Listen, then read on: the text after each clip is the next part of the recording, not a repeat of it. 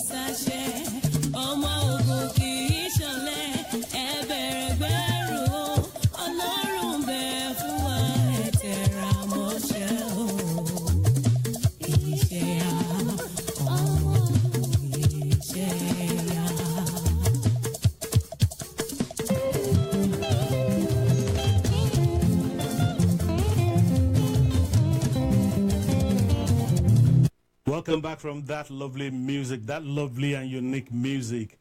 If you do not understand Yoruba, it says, this is the time to work. It's work time. Let's get down to business. Let's work. And calling on all Ogun State indigene, let's rally around and work. Let's come together and work.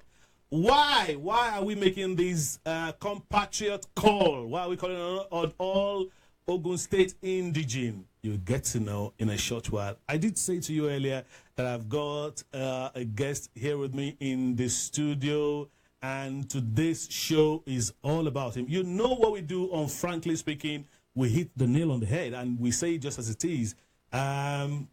We look beyond the surface. We dig deep and even much deeper, just to get the substance. And that's what we're going to do on the show today. We are going to dig deep into my guest today. We're going to make him to say all there is to be said. We're going to make him to make some commitments if there is need for him to. We're just going to get the best of him. Just like, orange juice, or like orange. You want juice out of the orange. What do? You squeeze until you squeeze all the juice out. All right? That's what we're going to do to my guest today. Who am I talking about? Who is my guest on Frankly Speaking today?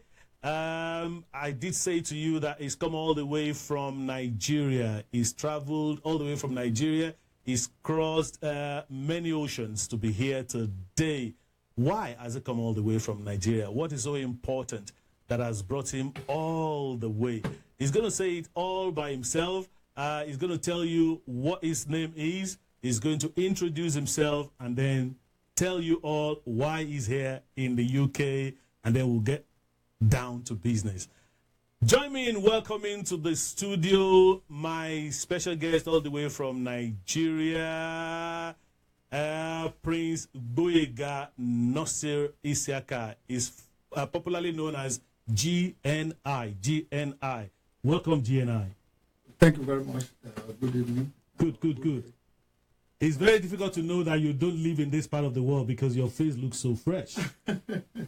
Yes. Thank you for that. You know, sometimes one of the ways to identify those who live in this part of the world is the freshness on their face, especially when you go to Nigeria. People say, "Oh, you are from America or you are from the UK," and you wonder why. Say, it shows on your face. Well, So I probably picked that up in the last 48 hours. Oh, fantastic. So you've been in the UK for about 48 hours now. Something like that. So you've picked that up from us. So you're welcome, GNI. So what has brought you to the UK? Well, thank you very much. You were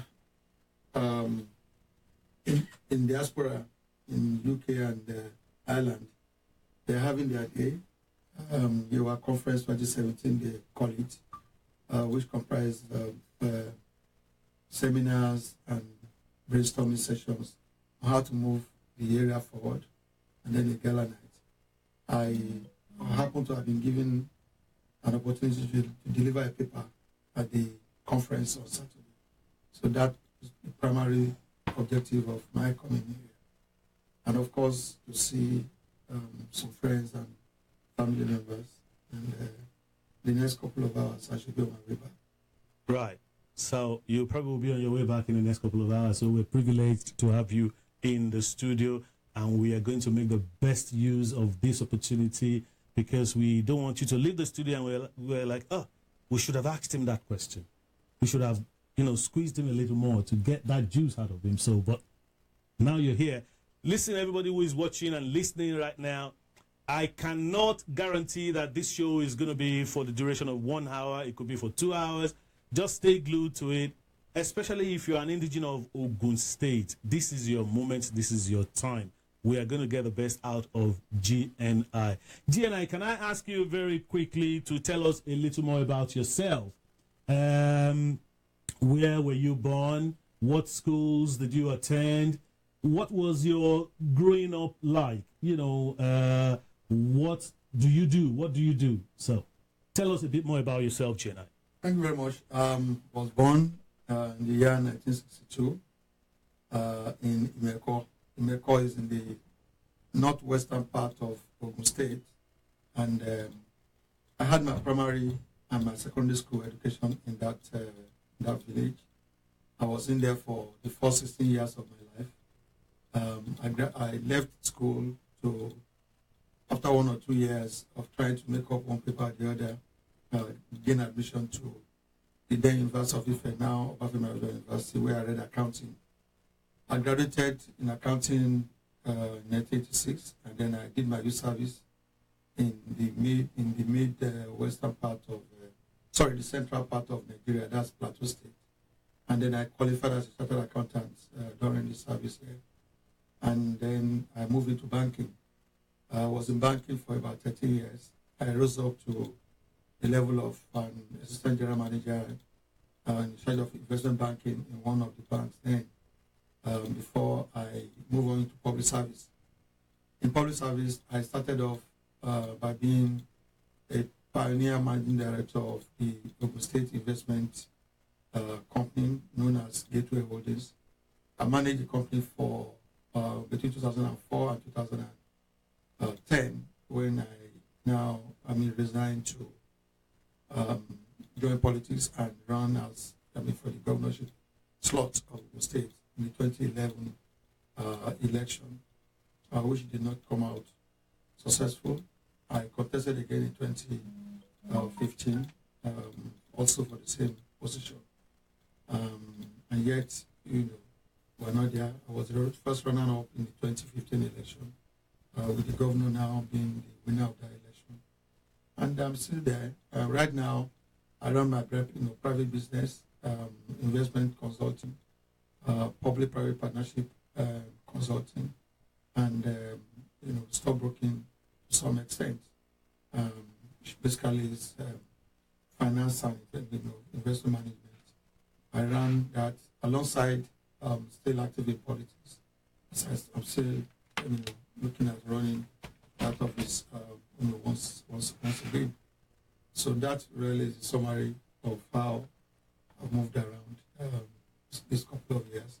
Apart from that, I've attended, and apart from those qualifications, okay, I mentioned the first degree, I mentioned the accounting. I'm also a fellow of the Chartered Institute of Stockbrokers of Nigeria and the Taxation of Taxation of Nigeria, and I hold an MBA from the University of Lagos. And then I've attended a couple of courses in different parts of the world, all in the line of leadership or management or or financial management. So that's what I've been doing. I hope I've said enough.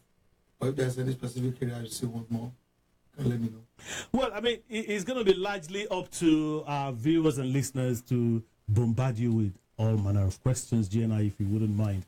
I will ask you as much as I can myself, but it's up to those who are watching us right now to ask you all they have in their minds to ask their, well, I'll say, likely to be governor of Ogun State. So can I ask you, GNI, you had more or less a very successful career in private practice.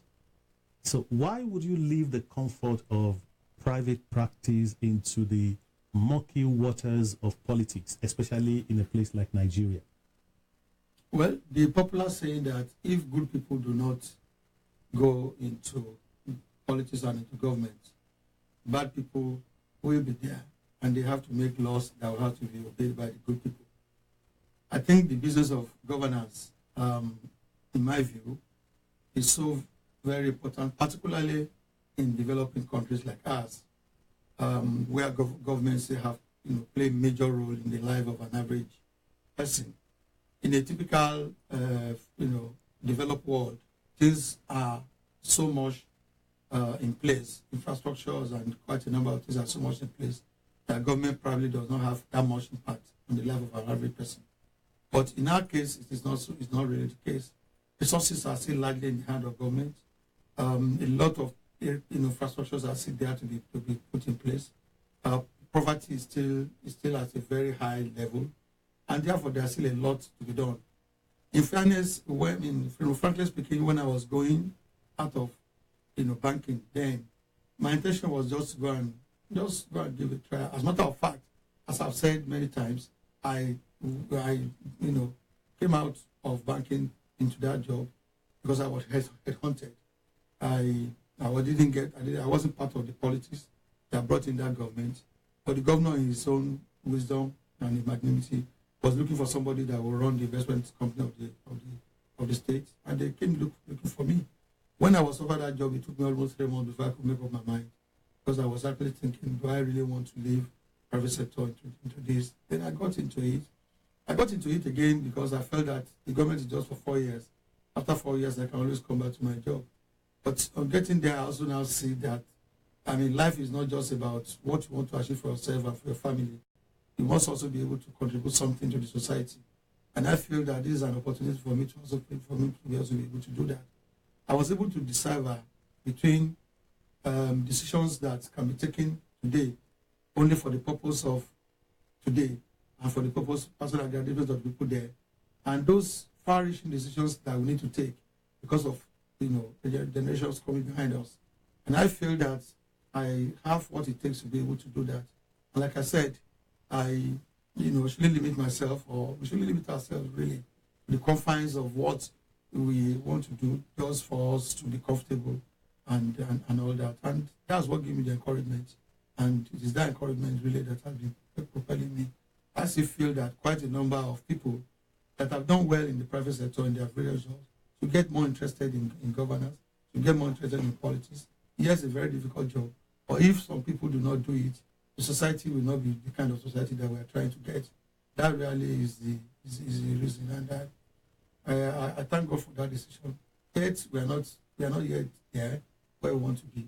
But I think that I'm able to at least be able to contribute. And I'm more than convinced that a lot more of people like us and like you, the presenter, must also come out and be part of this. Because we can't be in the sideline and be criticizing and leave governance and leave politics, particularly in our climate, with people that we feel are not, don't have second address, and therefore they will get there and make a mess. Pardon me using that word, of today and the future that we are trying to build for our people, our children coming behind us. Right, J9. One pertinent question on my mind as you were speaking is the fact that in 2011, you did contest and you lost. You tried again. In 2015, you contested and you lost again. And at each of those times when you lost, you went back to your private practice. Why would you do a thing like that? Because the reason I'm asking is, what we see in Nigeria is politicians don't, rarely want to leave the political scene. Even if they lose, they will still go, if they lose one political post, they will want to, put themselves forward for another political position. So they just want to stay in that scene for as long as, from the time of independence up until now, there are some names that still resonates in the political arena of Nigeria. They've been there right from the word go, and they are still there up till now. Those who unfortunately have passed away, before they passed away, put their children there. So it's like, they have like a dynasty continuing in the political arena of Nigeria. So why would you lose at both times and you return to private practice? You didn't say, okay, since I've lost the gubernatorial contest, let me go for senatorial post. Let me go to the House of Rep. So why would you go back to private practice?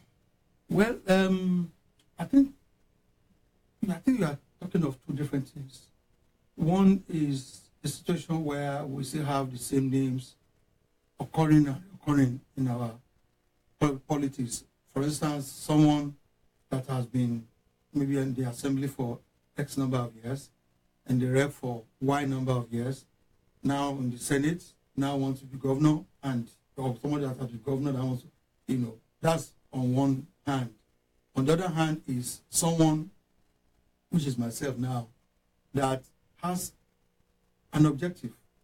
And the objective is that, look, for as long as I have the strength, for as long as I have the energy, and for as long as I still feel that I can contribute to this environment, let me go on with this race.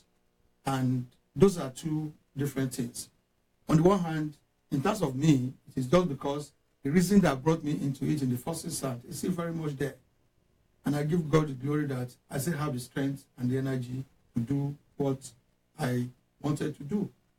It is not a one thing or the other kind of situation. Oh yes, as a human being, everybody will always look for one thing and look for what is our option B, or this is an option C. Those ones will naturally be there. But for me, I feel that the executive position, the way our country, the way our constitution is structured, it is such that the executive position has so much power and so much, within its power to be able to make major changes to our society and our people. And that's why I'm particularly interested in that. And, like you said, I've done it the first time. And of course, the reason for me going into the first instance was still very much there, which is that, look, we must be able to get it better. Our state has been on for about 42 years now. Yes, we were not where we are not where we were in 1976 when we were created. But I still believe that given the resources available to us and given all that we have, material, human resources that are available to us, I think we can still do better. And I feel that I have what it takes to do that. And like I said, I thank God that I still have the strength for me to go on. So those are the things as far as that is concerned. On the other hand, about people that the same names are still there and all of that, I would say that the fault is all of us. If other people do not want to come out to challenge that status quo, of course they want to remain there. And that's why I'm saying that a lot more people should come out. It is only if we do that we can begin to challenge those people that are there. We can say that our politics give opportunity for that. The politics of, the resources required, the energy, the power, the authority, and all of that is required.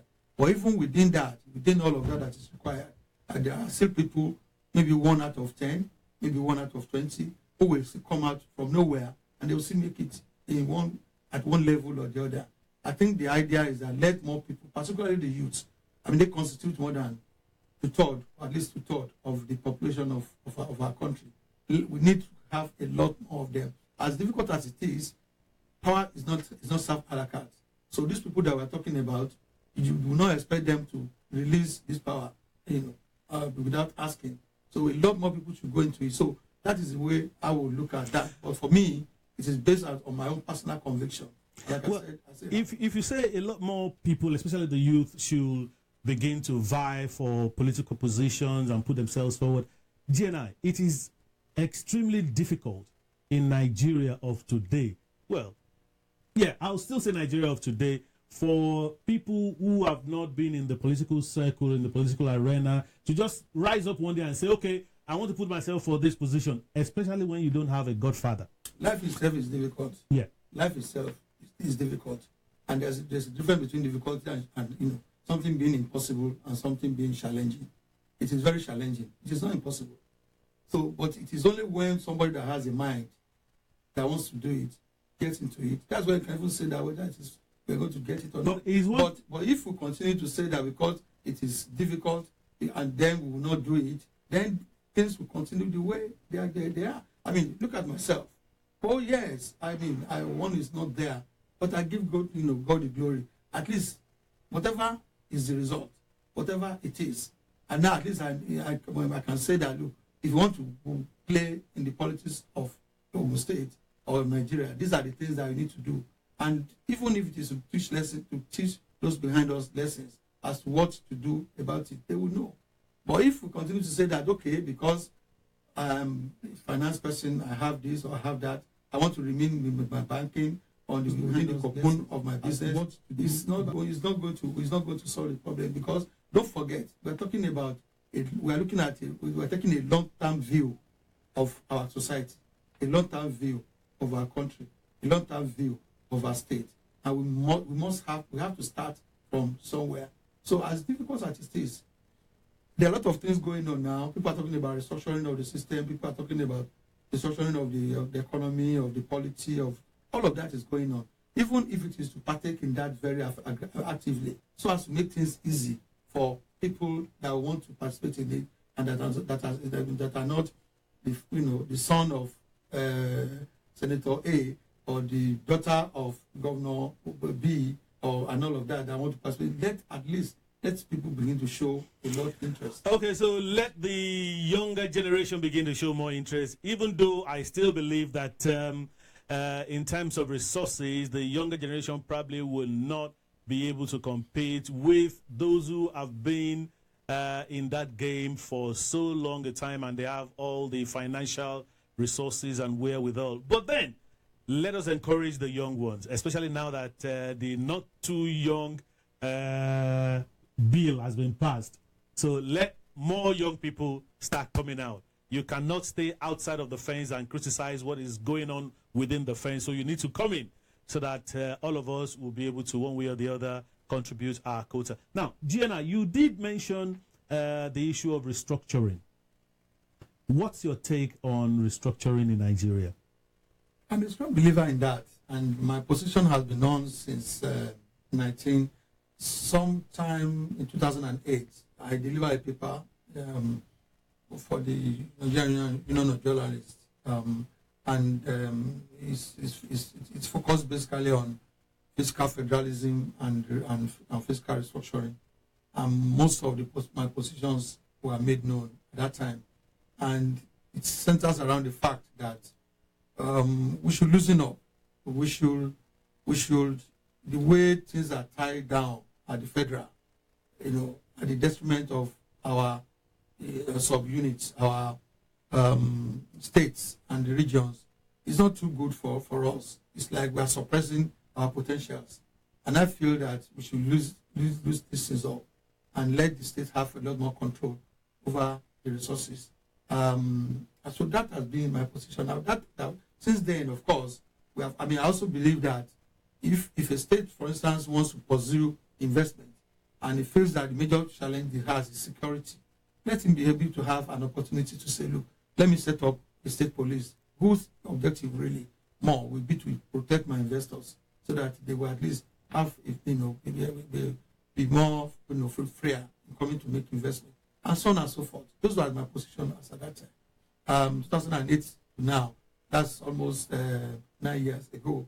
But since then, I've also now, it was after that the conference came up and a lot of other issues, came about that has to do with even political restructuring, which I think is also in line. My feel really is that we have too many internal stripes within our country.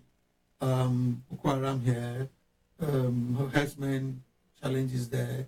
In the South we have their own. The Southwest has its own. So many of this is going on that we really need to get. And when you look at this thing, to the bottom line of most of this is about economy. It's about control of resources. It's about, most of it at the end of the day, we trace it back to resources. Of course, there may be some that has to do with religion and all of that, and those that give another interpretation to religion. But I think quite a number of it has to do with economy and control resources. So I'm a strong believer in that, and I think the time is ripe for us to really have a look at that. I feel strongly that the conference that we had during the last administration the representation was good enough. Practically everybody was there, and I think we shouldn't throw away the baby, with the bathwater. Whatever happened to that government is not enough to now condemn what practically everybody that is somebody in Nigeria at that time sat down for a good time to have a look at. I think it's time for us to have a look at that. So you do believe that Nigeria will be better off if we return back to the era of regional governance? Yeah, yes. I think that we need to create competition among our regions. We need to create competition among our regions. What is the extent of power that there should be with those regions vis-a-vis the states that we have now? Those are details that we need can be looked at.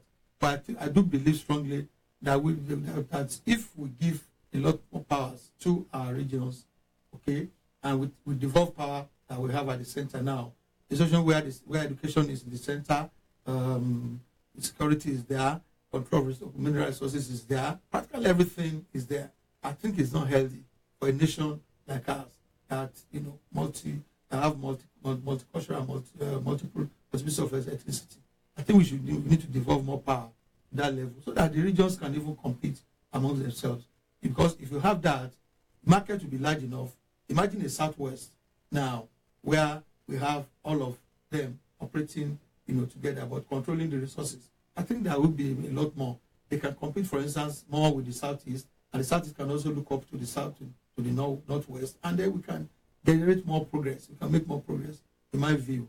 And that is strongly what I think. Some people are of the view that if we return to regional government or regional system of government in Nigeria, that it will give the regions too much power, absolute power, or too much power for them to oppress their political opponents. How true is that?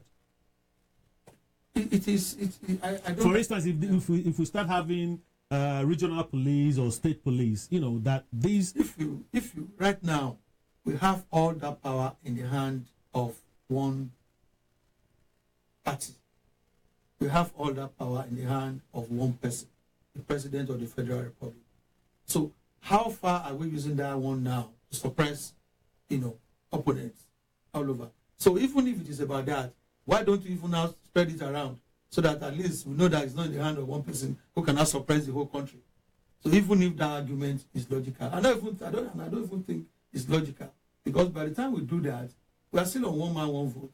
So let the people decide who they want to give the power to. And if the person now misuses it, over time, everybody will know that, look, if you misuse this power, something will happen to you in the next 3 or 4 years when another election is coming. But if we begin to have that fear now, and because of the fear that somebody is going to suppress somebody, now we don't want to make a move. We don't even want to look at the benefit of that. That is not good enough for us. That is just one side of the argument. probably just 1% or 5% of the argument. And like I said, if you are running away, we have 6 regions. So even if it is that want to give the power to different parties or different people in the 6 regions, at least let us have 6 people suppressing, even if that argument is, logical. That Right. is 1 person. Okay, let me ask you this question very quickly before I look up to read some of the comments people are already making. Why did you decide to go into politics? I know you did say earlier that you were invited by yes. That was the governor then. Yes, you were invited by the then governor Gboyega Daniel, but Gboyega Daniel finished his tenure and went away. So why did you decide, now that I've tasted politics, I want to stay in politics? What have you got? What have you brought into politics? What have you got that you think, okay, I don't want to keep this to myself alone. I want my people to benefit from this.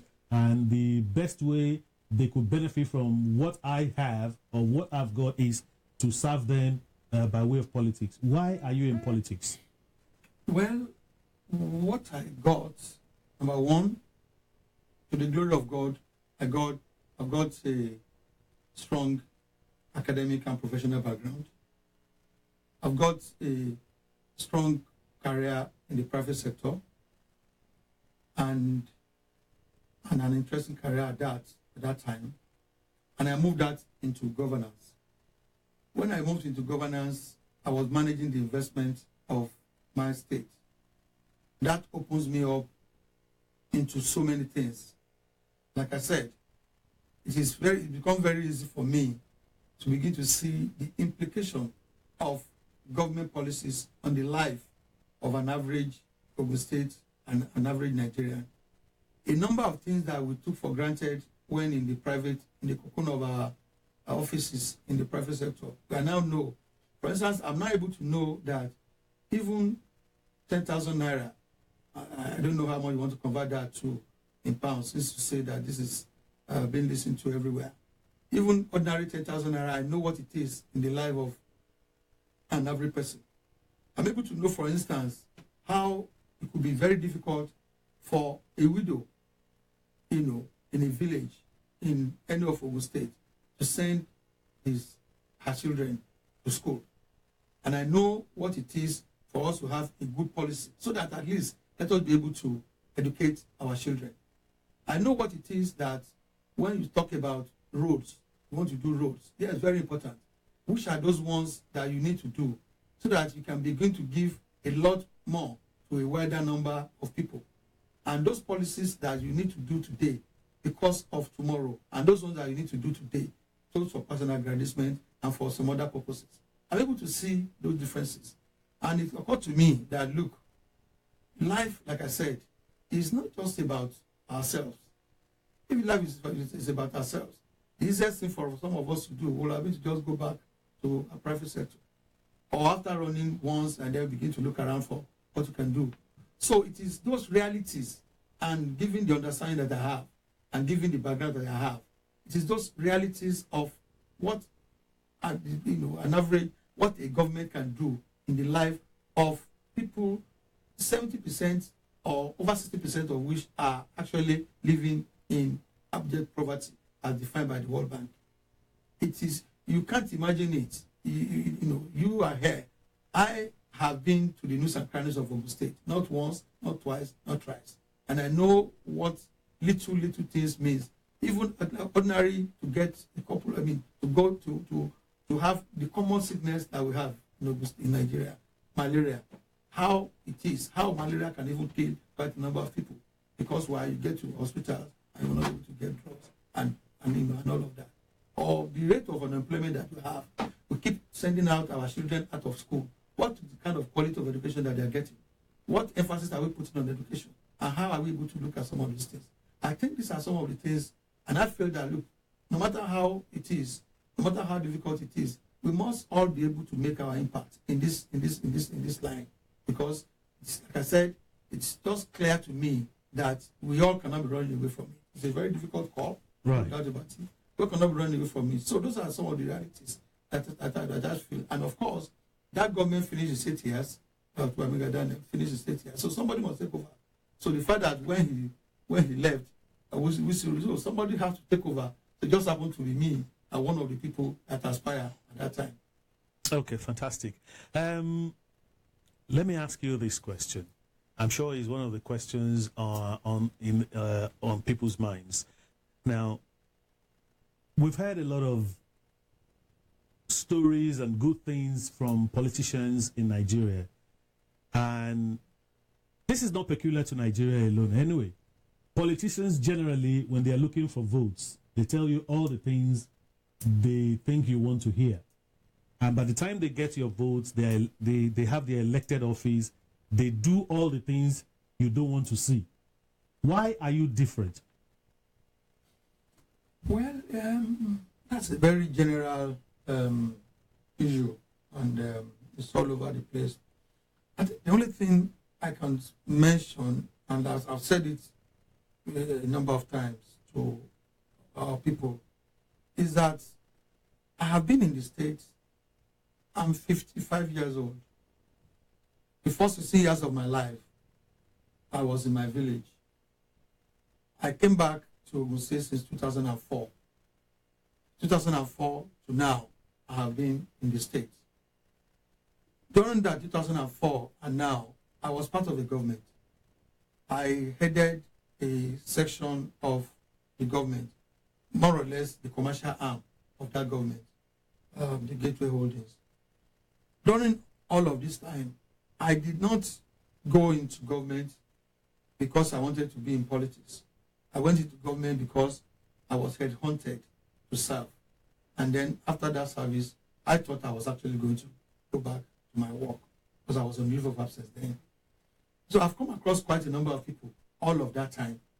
And like I've told people a number of times, the only thing they can do to know whether I'm different or I'm not different, or to what extent will I be different, is basically to plot the graph of who I have been.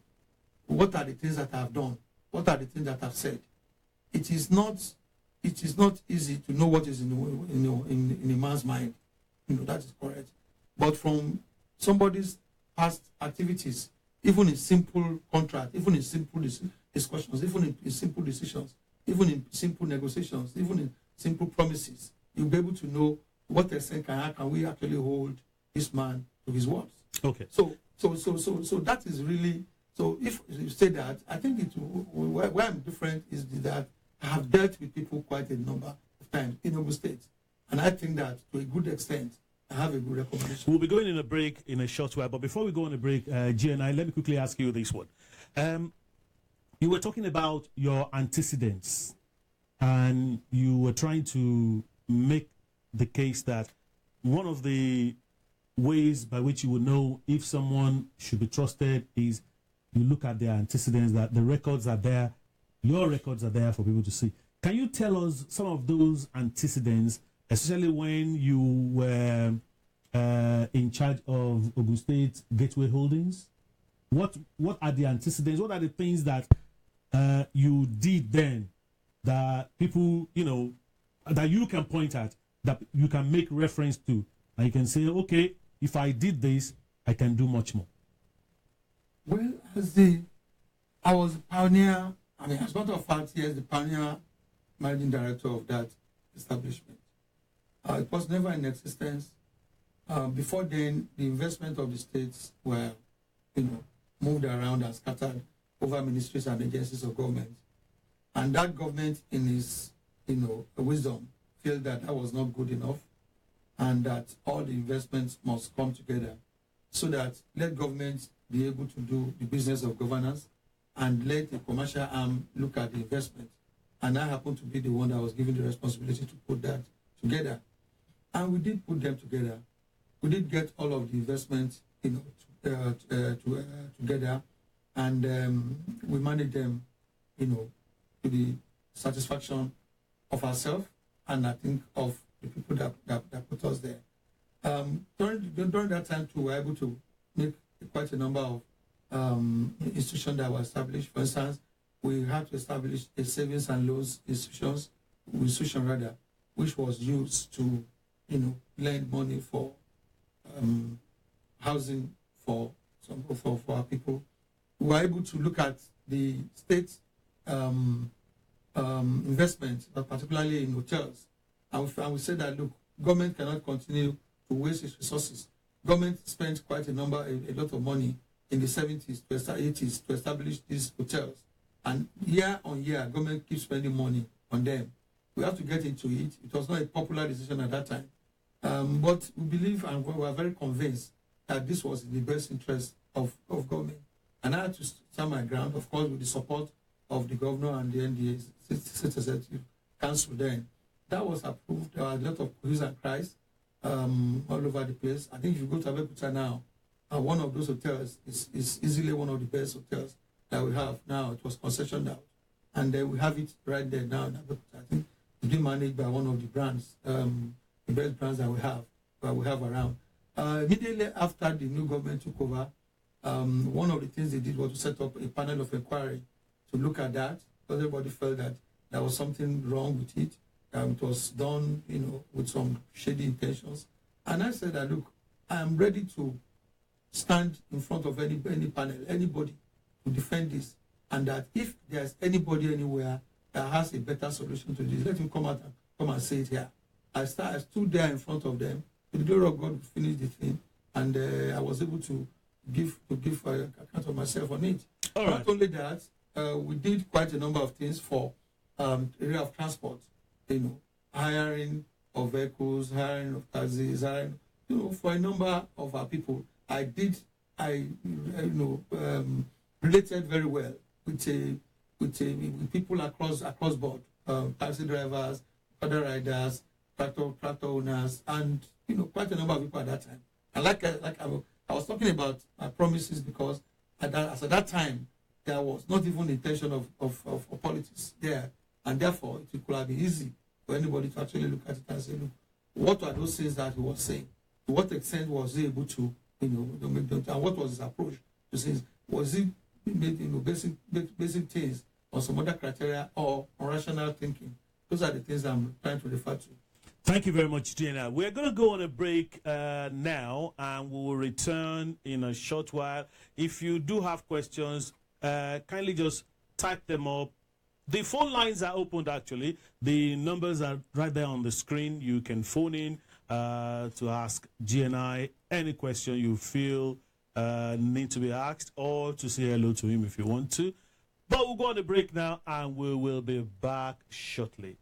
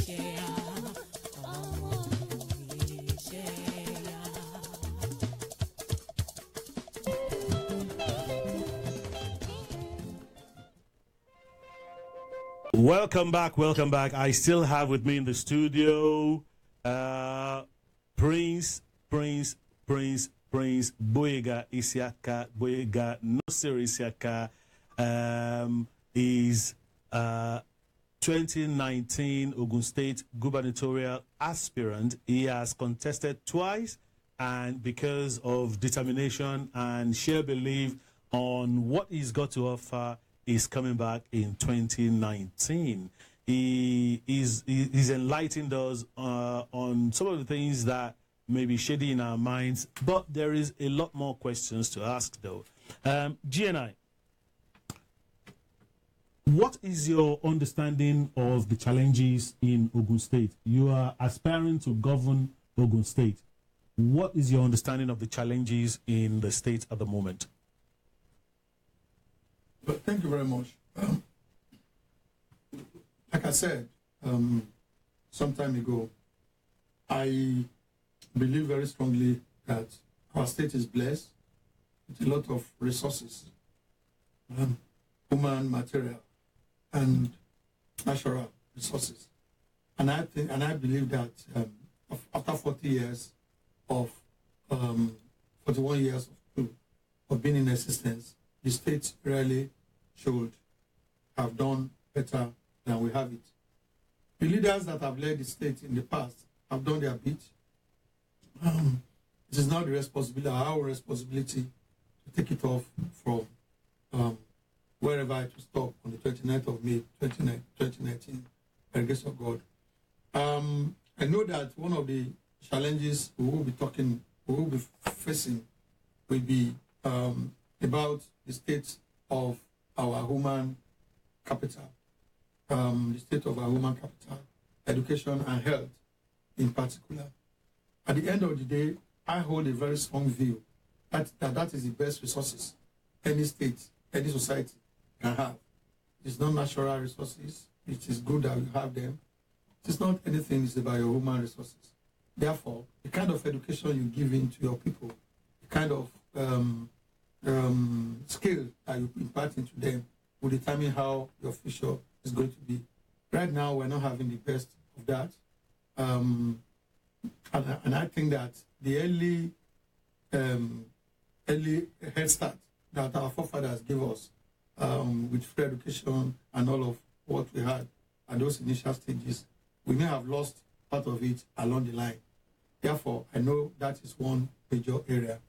I know that our state of infrastructure, free education and all of, I know that our state of infrastructure, particularly in our suburban and rural areas, needs to be looked into. If you say that agri is one area that we have an edge, particularly in the western part of the state, where it has quite a lot of arable land. We can't do agri without having some fairly good access road. We also need to look at that. Resources can never be enough for any state, for any society, for any government.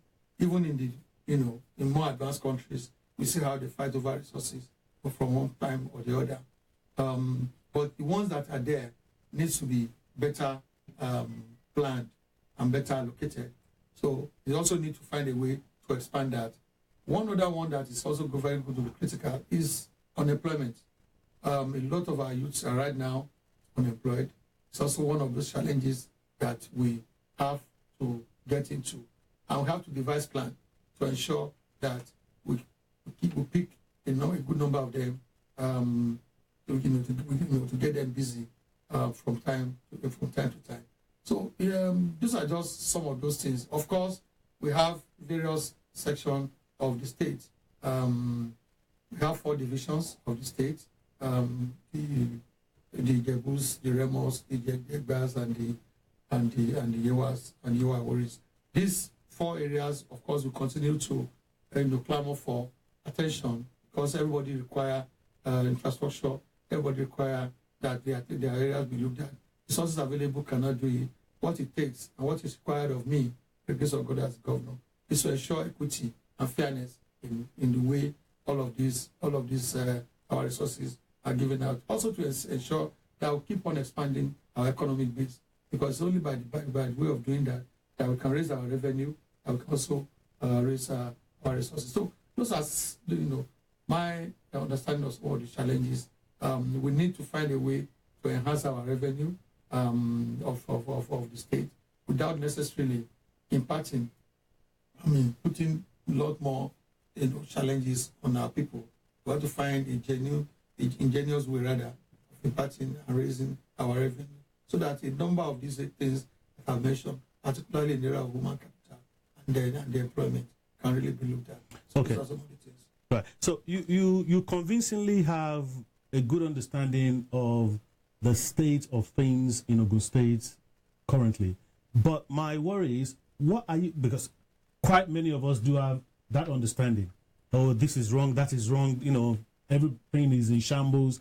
But what are you going to do specifically to address the issue of unemployment, agriculture?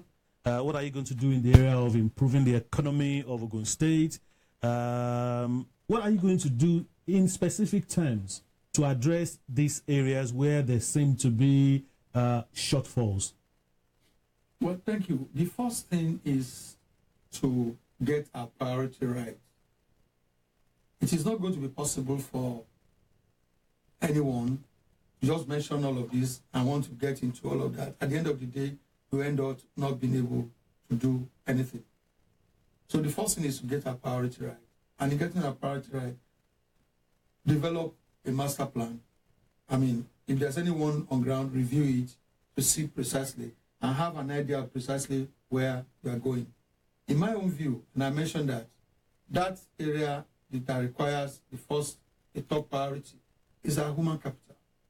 I'm talking about human capital, we're talking about our education system and our health system. I think that, we hold a very strong view that we have to go back to those days where we are on top in the area of education. And when we're talking about education, we're not just talking about just any kind of education. This is this time of science, technology, engineering, and mathematics. The world is turning to a global village. You were saying it earlier. That's even going to be a village, becoming a global room. So we have to get our youth and our children.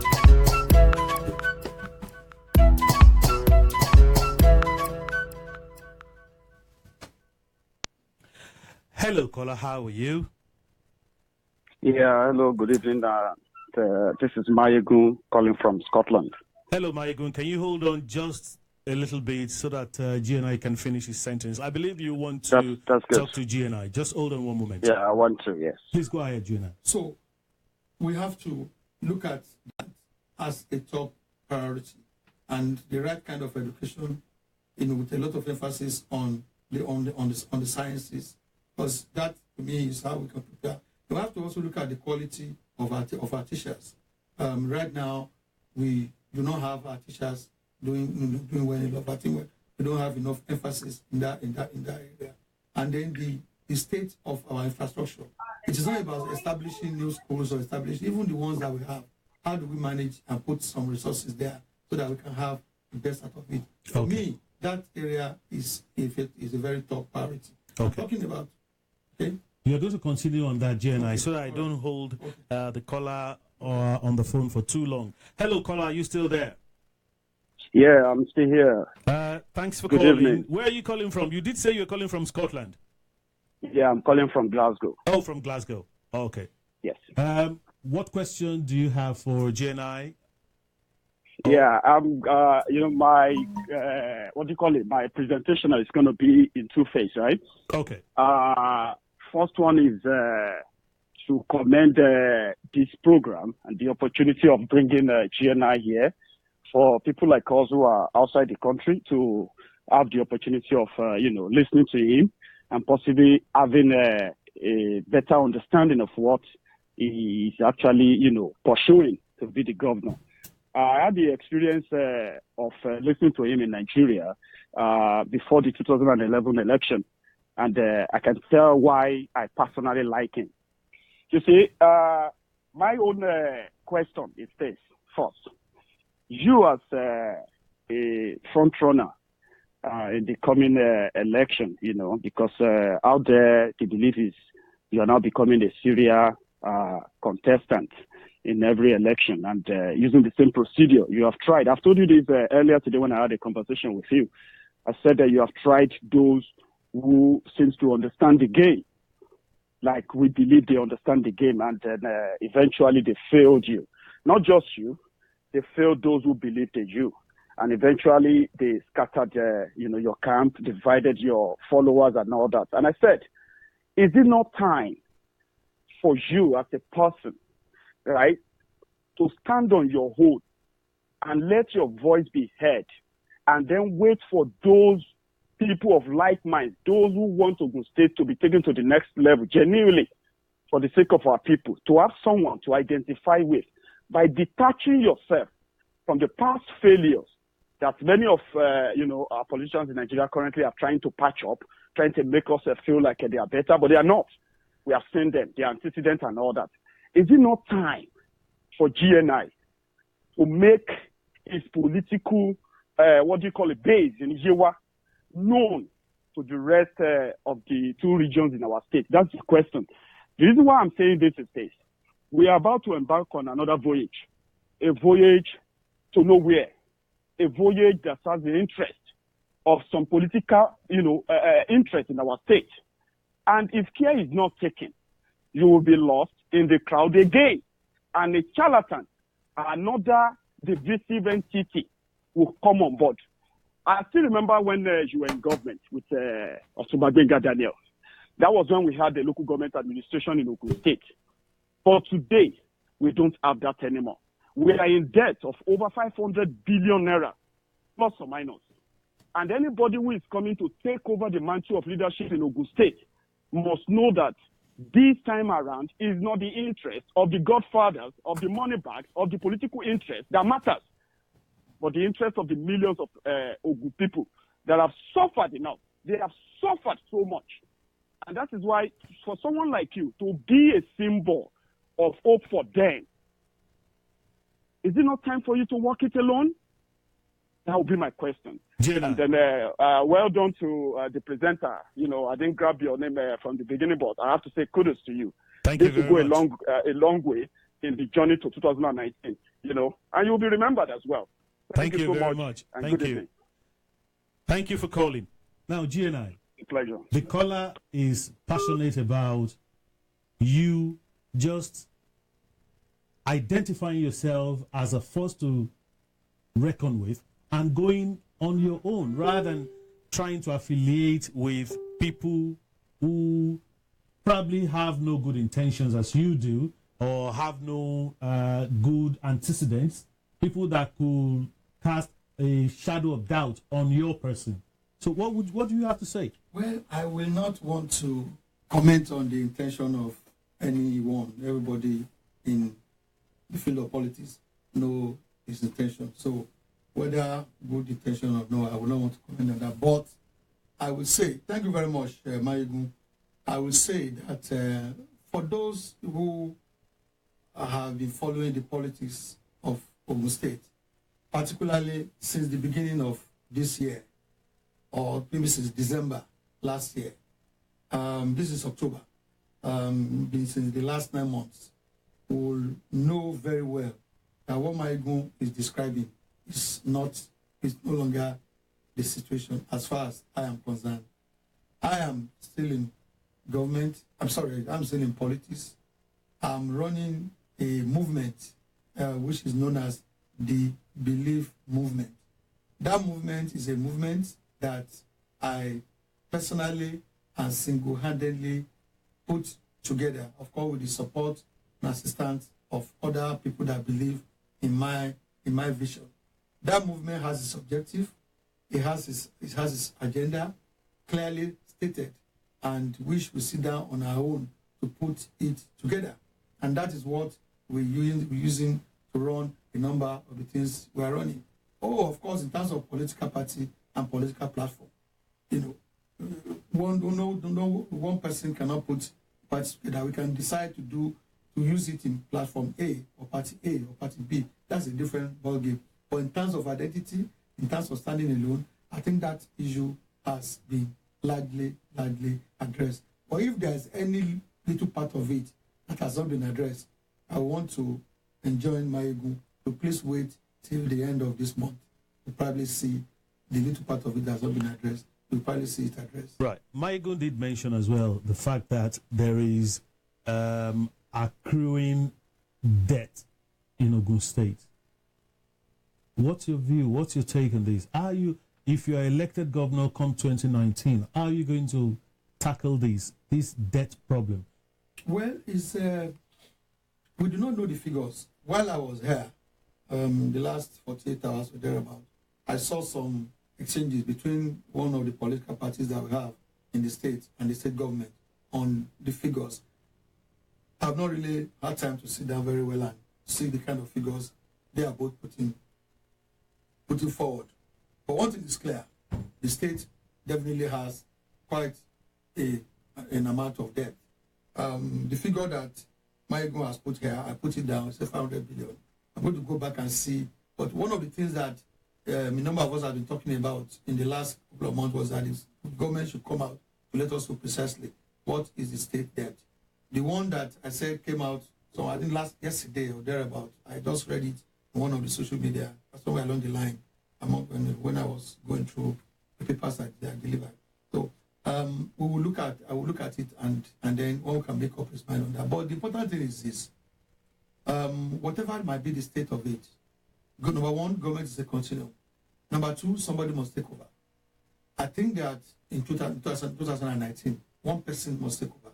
I think the important thing is that the person that must take over must make the best of whatever is the situation that we are in as at that time.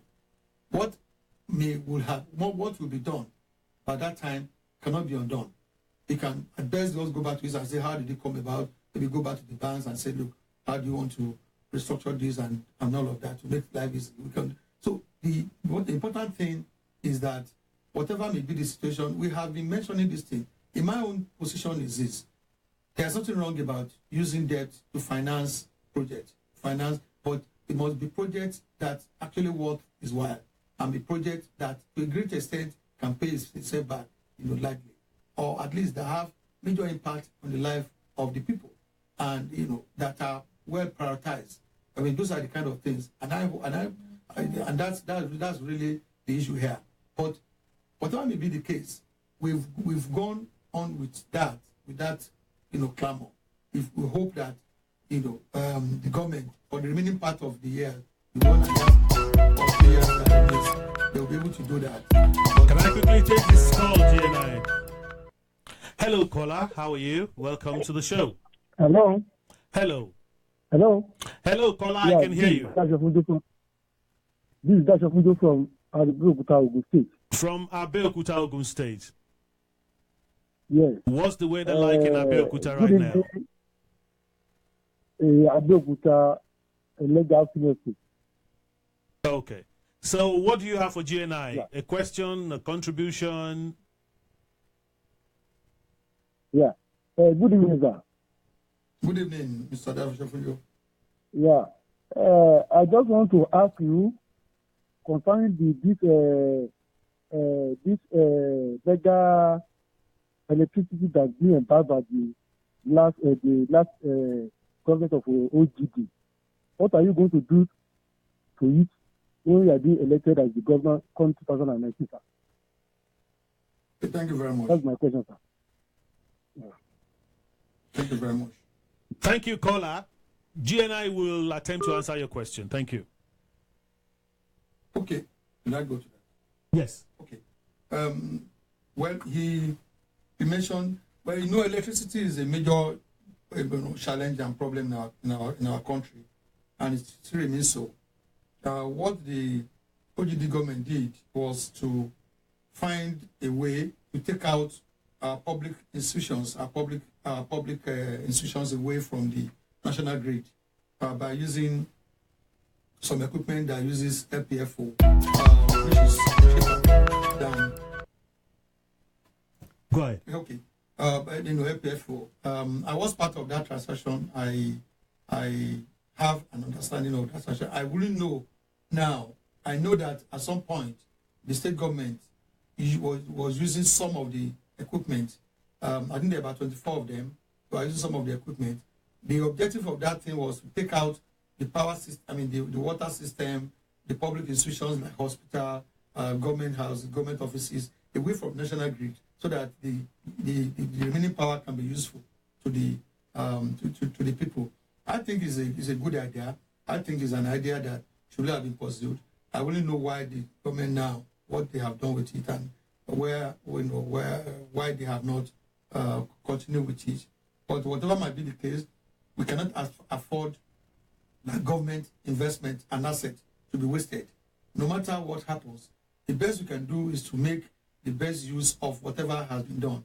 So whatever is the situation with that, I would definitely want to make sure that those things are put into use, because like I said, I think the reason for it is good enough, and the rationale for it is genuine. We have to find a way continuously to make our power system in the states better, because that remains a major challenge that we have in our country. I think as at now, we are still talking about 5,000 megawatts or something like that, when even a city in most parts of the world have 30,000 or 40,000 megawatts. So if there's any attempt anywhere for anybody to make that better, I think what it takes is for us to find a way to do it and not to allow those equipment to rot away. I hope the equipment are still useful, and I believe that we should be able to find a way around it. Jenai, there is an obvious housing shortage in Ogun State.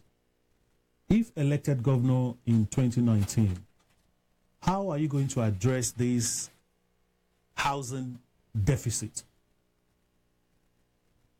Well, the thing about the housing is to also find out in which part of the state. In the first instance, government on its own cannot get into this thing, and because once you begin to run around, don't forget, I have mentioned education, I have mentioned health, I have mentioned rural road, I mentioned those things that will create jobs. So of course, housing is one area that you can get people employed. You can get people, because once you go into housing, a lot of people will get involved into it. And well, the best thing to do really is to find a way to work with the private sector in this regard. You can't go into some kind of partnership that government will give some good incentives and maybe give land and provide them with some amenities so that the price of the thing can be cheaper. And also, I mentioned also that the gateway holdings that we set up then also set up the gateway service. 1 second, GNI. Hello, caller. Yeah, hello. Sorry, it's Mayegun again. All right, Mayegun. Yeah, sorry to keep bothering your line. No, it's all right. Nice want to to have take you advantage of this opportunity. Yeah. Nice to have you back, Mayegun. Fire away. Dear nice, sir. Yes. It's a pleasure. Dear nice, sir. How you doing? Hey, I have 2 suggestions I'm going to give you now. One. And I'll be so glad if you allow your team to work on this. It will really help you and help to educate voters towards 2019 in Ogun State. You know that I stand for something. You know the movement I'm also, propagating in order to enlighten our people to choose right. At the same time, we must also work with potential aspirants who may eventually become governor in 2019. I have these 2 suggestions. You know, I've later found out that we can solve our education problem in Ogun State by ourselves without borrowing money, but by even making more money from it. 2 suggestions, on education. I got to know that we have something called 2%. Sorry, 2% education tax fund. Yes. That is my Caleb. I'm sorry. So 2% education tax fund. Yes. From all registered companies in Nigeria, which Ogun State also take our home court from federal government. I don't know the figure. I don't know how much that gets to Ogun State, but that's the money that we can channel into funding education in Ogun State. Education can be free from primary school, from kindergarten to university level in Ogun State, and I'll break it down. The cost of running education in Ogun State and where the money goes to is the reason why we have poor education in Ogun State and infrastructure in Ogun State. Ogun State is the highest producer of timber in the whole of West Africa, if not Africa. But yet we can produce chairs that can seat our children in our classrooms. We can construct buildings, where our children have to study under open roof, sometimes under tree in this modern times. We can use these natural resources, this particular timber, right? Cut down our timbers, make technical education in Ogun State free. Let all the students, all our children who knows how to, make things, send them to technical colleges free and give them the resources to work with. Let them produce the chairs. Let them work in our our schools and all that. Ogun State produces granite in tons every month. Or nobody has the record of how much of this granite we produce in Ogun State. We have rivers that people dredge every now and then to get sharp sand and all that. but they are all private controlled because government is not interested. But we have collapsed buildings, we have classrooms, dilapidated classrooms across the state. But state has no money to fund and refurbish them. Why can't we use what we have? We produce limestone in Ogun State. Ogun State is one of the highest producer of cement in Nigeria. What are we using that for? Why should we have to go and pay Dangote to buy cement to build our schools when we have people that pay us tax for taking our limestone? That's a suggestion I want you to work on education. Then we are talking about this housing. Housing alone will make your government, if you are lucky, will make your government the best in the entire Africa, if you take this into consideration. I mentioned timber, I mentioned granite, I mentioned sharp sand, I mentioned cement. These are things we can use in creating new towns across. Hello? Yeah, go on, Mayegun. Go on, Mayegun. Yeah. Hello? These are resources we can use in creating new towns across the 20 local governments in Ogun State. How? Let's mass produce all these resources. Hold on, caller. There's another caller on the phone. Just hold on. Yeah. Go ahead, let us use these resources, and then let us create lands across the local government. If you have seen what they were doing on this Maitu to Badagry, this new Nadeco route that they are building this train station and the rest of them. If you have seen how much they extracted from the river along that route, where they extracted their shaft and all that, by the side of that project, then you understand what I'm saying. This will save us lots of money. We'll start lots and lots of construction, new towns.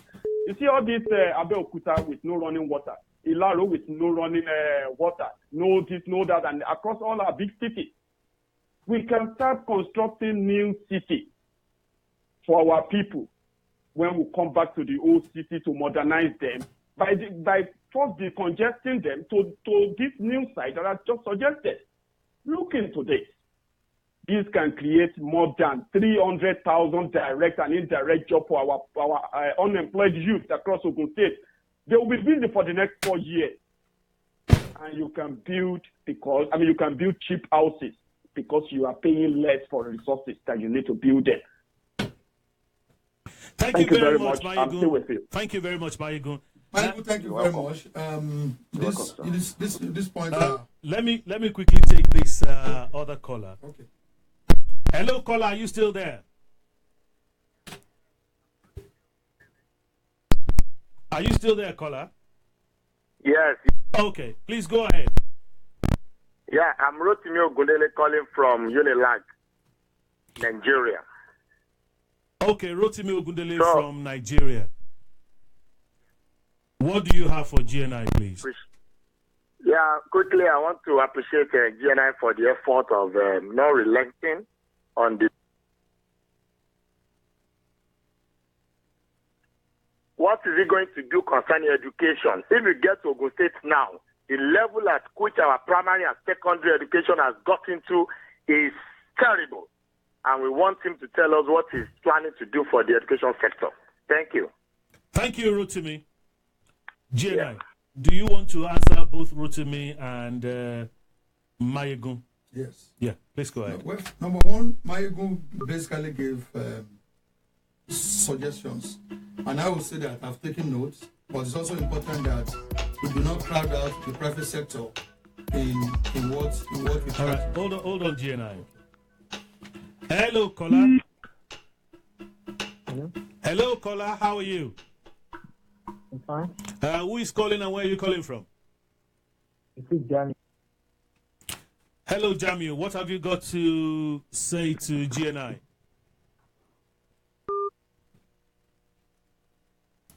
All right, GNI, you can continue. We've lost that call. Okay. So what I'm saying is that the points that... and we want him to tell us what he's planning to do. Yeah, right. GNI, you can continue. We've lost that call. Okay. So I've taken note of Mayegun's points, but in implementing these things, it's also important that we do not crowd out the private sector. Hello, caller. Just hold on 1 minute. Okay, that's fine. All right. Because the Go ahead, business of Jenna. granite, the business of, some of those Hello? things that I mentioned. Hold on, caller. Let Jenna just finish this statement. Are also areas that the private sector also has a lot of interest. In terms of education fund that I mentioned, if I'm not mistaken, I think that is the one that is being managed by tech fund. But again, the point is also noted. Mr. Rotimi and Mr. Rotimi Ogundele of Unilife. Well, I think in all I've been saying since I started this session, education has always been the first thing I mentioned, and I say that with all sense of responsibility that really is going to be our own number one priority. And I said that we have to give the right kind of education.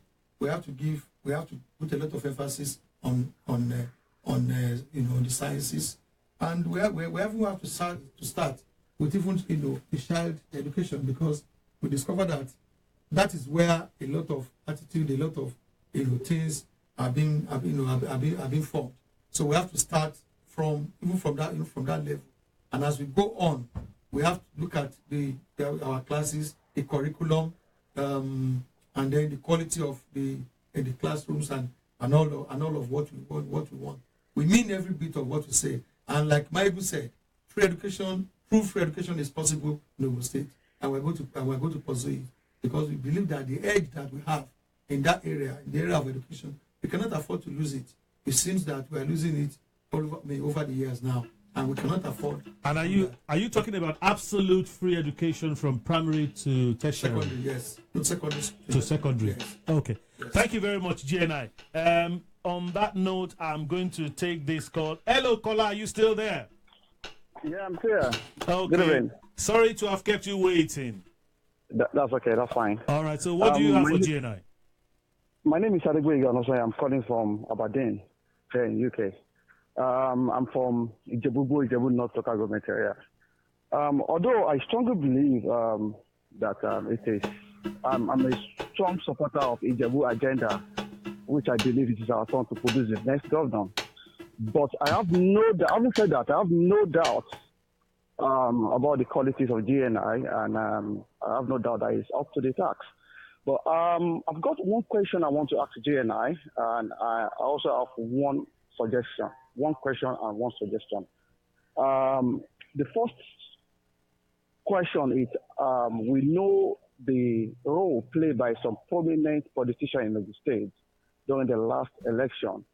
It was generally believed that those two politicians happened to clinch the party ticket during the last gubernatorial election. The first personality is the current senator representing Ijebu East, Buruji Kashamu, and also the former governor of Ogun State, Gboyega Nasir. I want GNI to set the record straight as regards his current relationship with these two personalities, and also on which platform did they wish to contest the election.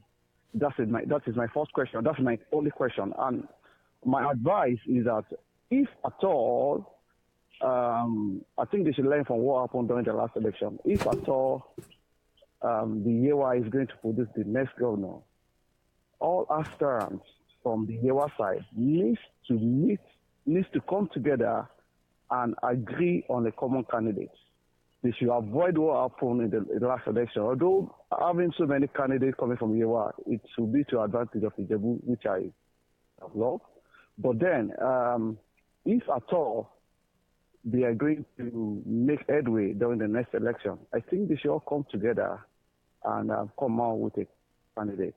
Thank you very much. Thank you, caller. GNI, do you want to respond to that very quickly? Yeah, thank you very much, my namesake, Gboyega Nasir. Well, from Aberdeen, relationship with the personalities mentioned. Well, they are both Gboyega Daniel was my boss. as the governor of the state. I served under him as the MD of the state investment company, Gateway Holdings. And then also my political leader, we worked together at that time in 2011. Senator Burudi Kasham also is an elderly, an elderly person, which I respect. He also played a major role. Hello, caller. In the 2015 election. Calling from where? Okay, can you hold on 1 second while G and I just finish with his sentence? So they are both, elderly person that I respect, and they are still playing in Ogun State politics.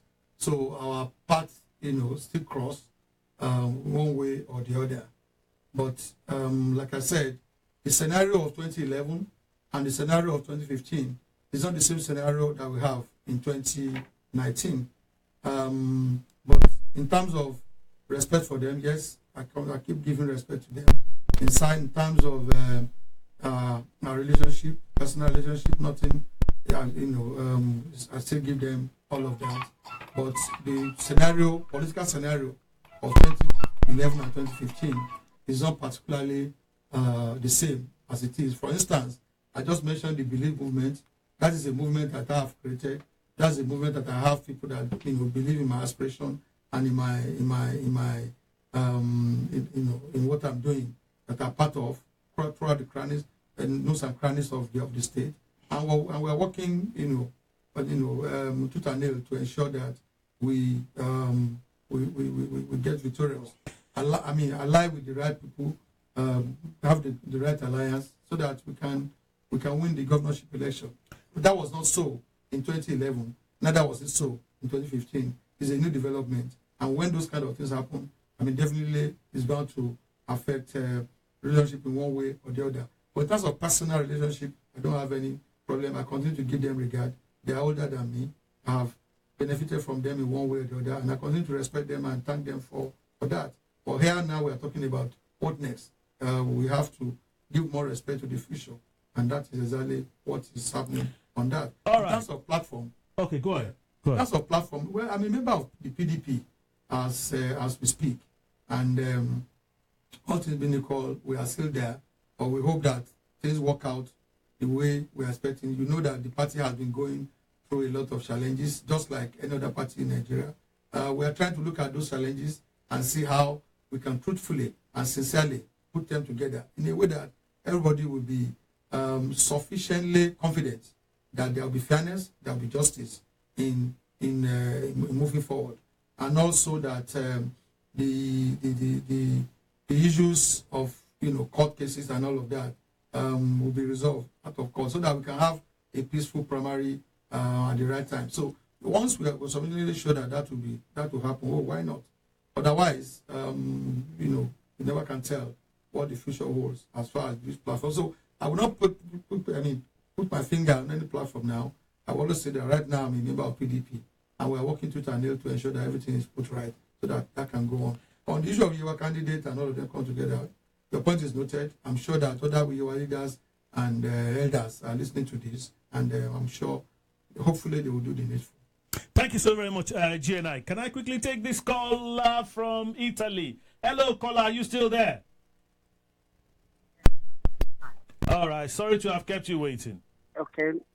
Please, I just want to ask NGI something, because I noticed something that this is the time we're close to them when they are still looking for the post. If they can notice down now, I believe, because when they get to the post, maybe they forget what they want to do, or something is in that office that don't let them go back to work. Because to me, look at one thing in Lagos State. I'm a very young boy. I'm just 35 years old. But I always remember that if not Jakonde Estate in Nigeria, maybe my parents will not have an house as a teacher. And that Jakonde Estate is the only estate I see in Nigeria that help poor people. Why this kind of thing cannot be in the rest state? So I'm using this opportunity that if they come to Ogun State, because my mom is from Ogun State, my dad is from Ogun State. They should do something like that, not 1 million, 3 million estates. When poor people that did not have house before cannot afford, it's the people that already have that can afford those ones. I don't know who, maybe if it is only this what they can do for us in Ogun State. Like the poor people will have something to embark on. Not everybody that will be able to afford 5 million house. They should, if God gives them the opportunities, and just do this for us. All right, caller. Thank you so very much. You've made your point. And what's your name again, caller? Okay. Ibrahim Busari Adeboale. And where are you calling from? From Italy. All right. Thank you, Ibrahim. Thank you. GNI. Ibrahim is talking again about affordable housing. Not just housing for the masses, but affordable housing. It's not the type of housing that will be distributed among the elites and then the big money bags, but affordable housing that the masses, the poor people can actually afford. What's your take? Well, I think we mentioned that, and and even the calling by Marigu also throw some light, additional light into that, which I appreciate. What I was saying then was that in the first instance, we have to know that we can't crowd out the private sector into out of all of this. We will just try and make sure that we create the right environment. But also in doing that, those things that we have in the state that we have a comparative advantage on, we have to take the benefit of them. And one of them, of course, is mentioned, granite, timber forest, and all that. I think it is just to put all of this together. The important thing is how do we build houses in a way that the cost of it will be as low as possible so that people can afford it. They have to also find a way to facilitate people having some kind of a mortgage for the purpose of that. We started that then, and I hope that we can also go on that. But it's also important when we are saying that having affordable houses in all the capital and all of that. What is essential? The major thing that is required in location A. For instance, in the capital. For instance, what we require in terms of in my town, for instance, which is Imeko, in the capital of one of the local governments that you have, is not what is required in Abeokuta South, which is the capital. So we must also look at this. The important thing is that let us make sure that we provide a life more abundant, like we like to say, to our people. So it must not just be. Well, this is mentioning. Our late. Latif Jakonde. The challenges that they had at that time, in Nigeria, it's not exactly the challenges that we have now, and therefore, as a government that has priorities, must also prioritize things. So even in this area of housing, it is also important that we also put it in a way where people will actually have it's actually needed, and go and look at other areas and see what is it that is needed. For instance, if you go to some of those rural areas, how do we ensure that the farmers that we have in those areas are actually able to do real farming and not just subsistence farming? How do we ensure that you make tractors and those equipment available for them, so that at least when they want to do light farming, they can get access. Right now, most of the farming still happen using hoes and cutlasses and all of that. How do we ensure that you make those things available? How do you ensure that even when they produce tomato, they don't sell tomato, they don't get it sold only during the peak time? How do you make available for them storage facility so that at least they can enjoy the resources? How do you buy those products from them so that they can go back to the farm? So we have to look at different locations and look at the things that are actually of paramount importance to the people in those locations. So while it is due to look at housing is good for one thing. If you go into mass housing, it provides employment.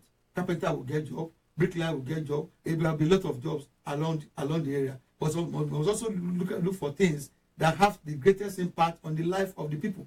And what I'm saying is that it cannot just be housing across the nooks and crannies of the state, because in some areas what they require is even something a lot more than that.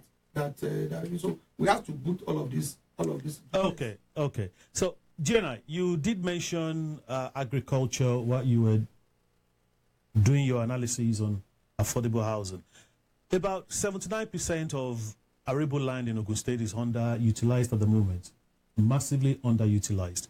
Around 70% of the food consumed in the state currently comes from other states, whereas Ogun State is blessed with fertile land. If elected as governor in 2019, how are you going to ensure there is a boost in agriculture in Ogun State so that the state can produce enough food for its people and the neighboring states, and actually even export food or crops outside the shores of Nigeria? Hold on 1 second. Let me take this call. Hello, caller. Hello, good evening. Hello, good evening, caller. Welcome to the show. Who is calling and where are you calling from?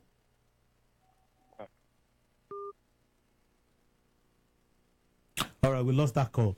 So go ahead. Well, thank you very much. I mentioned it. In the first instance, I'm not sure that I may not agree with the statistics of 70% Okay. food coming from Alaji, but I know quite a good chunk.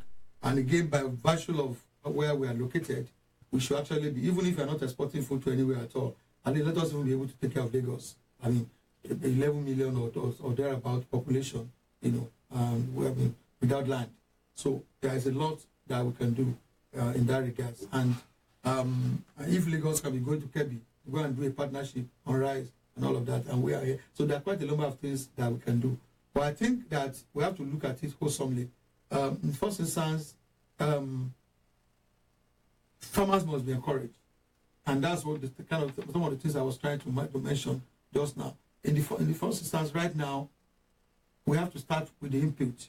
At the input level, we have to find a way to support the farmers. When I was the MD of Gateway Holdings, we created a company we called Plant Gate. The essence of Plant Gate was we brought in there, bulldozers, tractors, and all of those things that farmers can hire to clear the land and do all sorts. And an African farmer cannot afford some of those things, and there's a limit to which they can use their hoes and cutlasses to clear. So we have to find a way to make that available. So that even if you have land, if having land is not enough, how do you make it ready for farming? You need a lot of modern equipment in order for that to happen. I know the state used to have what they call Agro Services Corporation, which was making some of those things possible.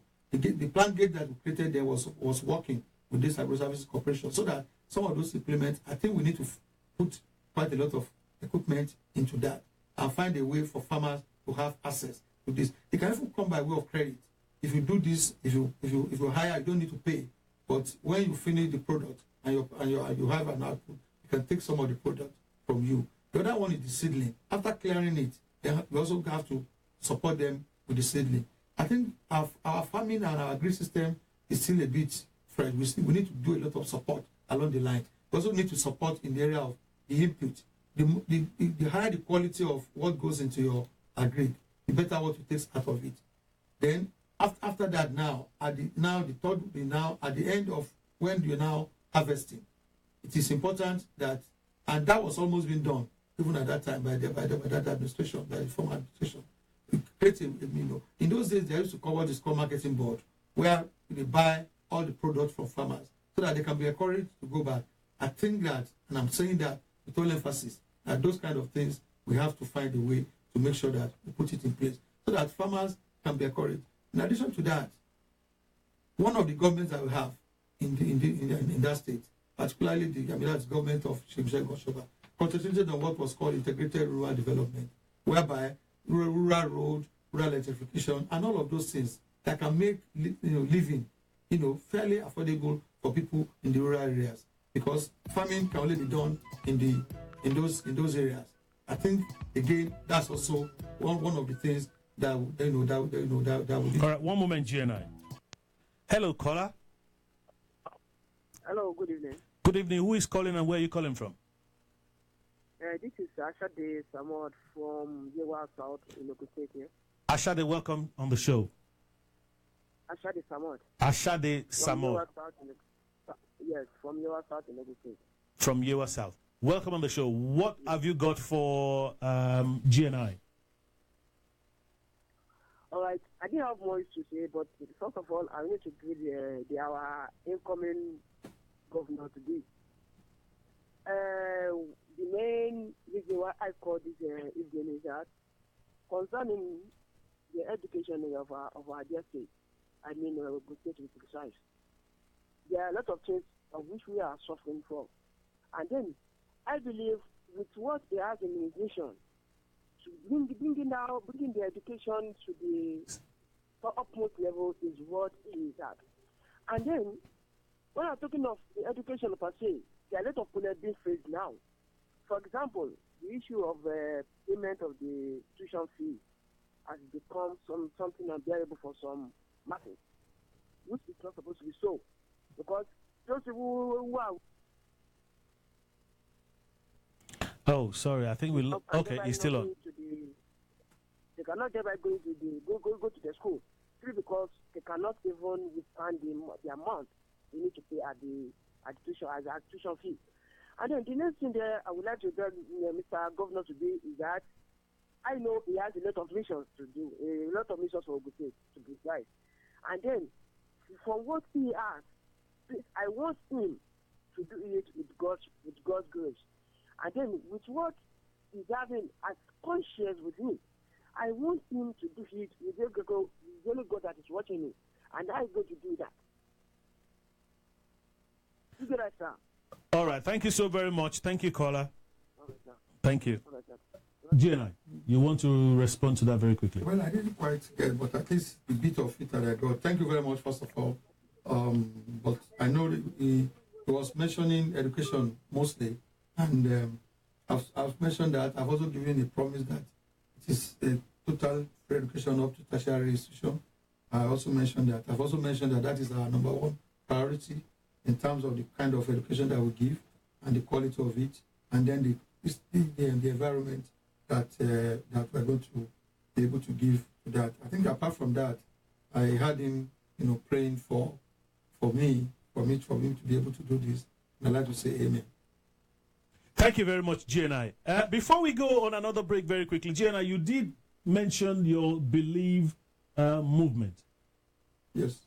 If anybody wants to join Believe movement, how are they going to do that? Well, I think the website, if you go to our website. What's the website address? This believemovement.org, www.believemovement.org. Okay. If you www.believemovement.org. But I think in the UK, hello, caller, can you hold on one moment, please? I think in Europe, you can also contact them through WhatsApp or through a phone call. The phone number is +44 737 543 9140. Okay. +44 737 543 9140. Okay, so for those of us who reside in Europe and in particular the United Kingdom, that's the telephone number. If you need to join GNI's Believe team, call that number or visit that website.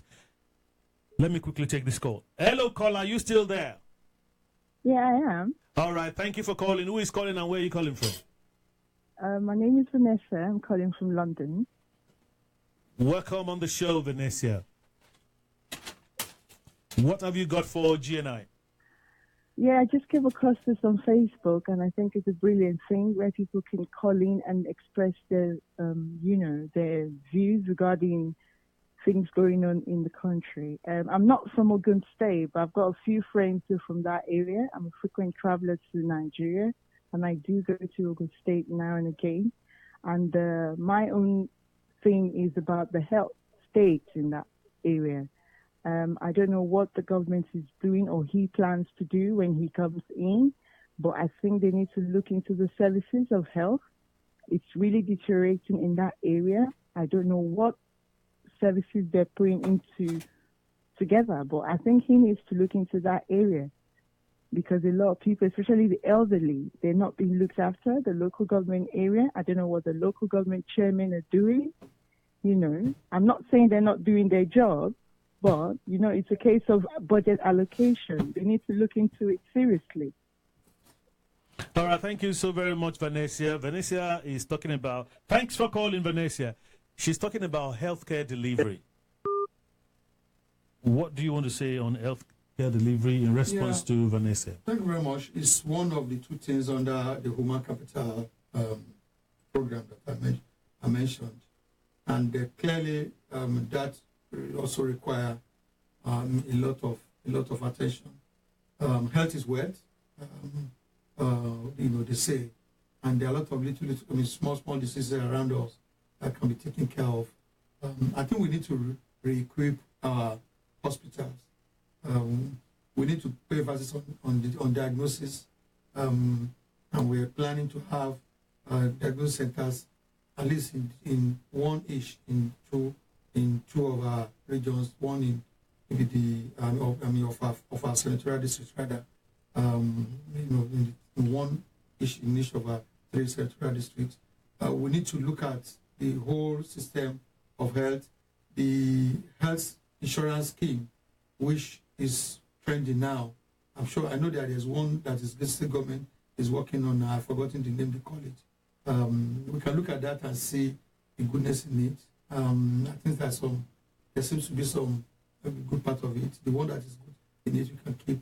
But over and above all of that is that the equipment and the quality of service that we have now, when we get to most of our hospitals, the conference that I attended, they were showing the frontage of the hospital in Ilaro. It's unbelievable, the kind of things that we have there, and even the inside. Most of those hospitals are more like, centers of as if they are not existing, as if they are death centers, and that is not good for our health. We intend to, we cannot do all of this in one first group, but I can assure our people that within the first 100 days, we will at least pick on 3 or 4 that we're going to really go into, look at the equipment, refurbish the place, make sure that they have the right kind of drugs, so that at least let's start with that, and then we can improve on that. But we are very determined, and we also have a scheme for our old ones, which is because we are working on about 4 pillars. One is the human capital, the other one is our economic growth. The third one is some kind of a welfare system for our women, for our youth, and then the old ones. We should be able to get our old ones to be able to walk into the hospital and have access to free medical services, in some basic areas. So these are the things that we are looking at doing there, and also work with a lot of international organizations, a lot of them that are participating in health, giving health services, so that they can support and help us in some of these areas as maybe necessary. But clearly, those are the 2 plans that our human capital development is standing on, and it forms top part of our priority, as part of our priority is concerned. All right, thank you, GNI. We're going to go on another very short break, and when we return, GNI, I'm going to be asking you how you intend to do all of these things, improve on human capital, improve on infrastructural situation in the state, and provide free education, provide free healthcare. How are you going to do all of these things without further dragging the state into even more debt? When we return from the break, GNI will attempt to answer this question, which I believe is very, very pertinent. Let's go on a short break. We'll be back soon.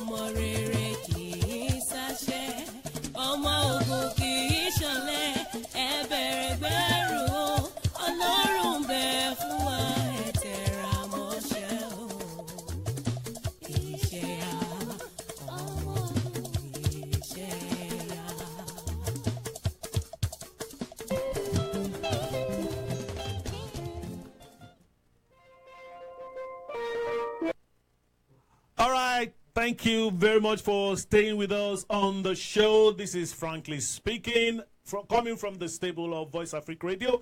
And with me in the studio still is Prince Gboyega Nasir Isiaka. Gboyega, I beg your pardon. Prince Gboyega Nasir Isiaka, the person who is likely to be the next governor of Ogun State come 2019. It seems he probably will be the one, even though he's still at the very early stage at the moment. But from the feelers I am getting, this might be your governor come 2019 in Ogun State. All right, let me take this call very quickly. Hello, caller. Hello, sir. Hello, who is calling and where are you calling from? My name is Bayo Rebi. I'm calling from Chicago. Thank you for calling, Bayo. What do you have for GNI? Yes, I was just at the concluded UAD conference in London with GNI and others before I left for the US this morning. While there, I was opportune to hear him speak on development of not only your land, but the other areas of the state. And as I just arrived in Chicago this morning, about an hour ago, I got on Facebook and I saw the link to this program was shared by my brother, Rotimi Ogunole, who called earlier. And I commend GNI for still taking the time out while in the UK to come on this program. This is my first time seeing this program, and I also congratulate you, the presenter, for this program. I just have a quick question for GNI. My question is, sir, do you have any plans of taking your Believe movement on the road across the state in some sort of town hall meetings to engage with the people so that the ones that can afford to watch you on Facebook Live or go on your website can still learn of your plans and engage with you as we are having right now? What I mean is, do you plan on going to the local areas? It might be on an open field, it might be at a city hall. Do you have these plans of going on the road so that this movement can actually reach the people that are not online? That's all. Thank you very much. GNI, do you have any plan of engaging people at the grassroots, organizing probably town meetings or town hall meetings, just rallying the grassroots people? Definitely. Do you have any intention of doing so? If so, what are the plans? Definitely, we do have a plan for that. And what I can assure Bayo Rebi and all our listeners is that before the end... Hello, caller. Can you just hold on one moment while GNI finishes on what he's saying? Before the end of this month, precisely within the next 1 week, the full plan for that will be unveiled. And the callers can, for those that are listening to us and have access to the media, they can always visit our website, www.gboyeganasirisiaka.com, where they can get more information on this. We're having some program, a state program on this movement during the course of this month, and during that program, the other details on how to move on the road, as suggested by Mr. Rebi, will be unveiled. But I can assure you that definitely we have such plan. All right, thank you, GNI. Let me quickly ask you before we have a call again and we're disrupted. There is a lot of urban migration within Ogun State and also other states, right? And some of this migration has to do with people not having the required facilities in the rural area. And then as a result, they are moving to the urban areas.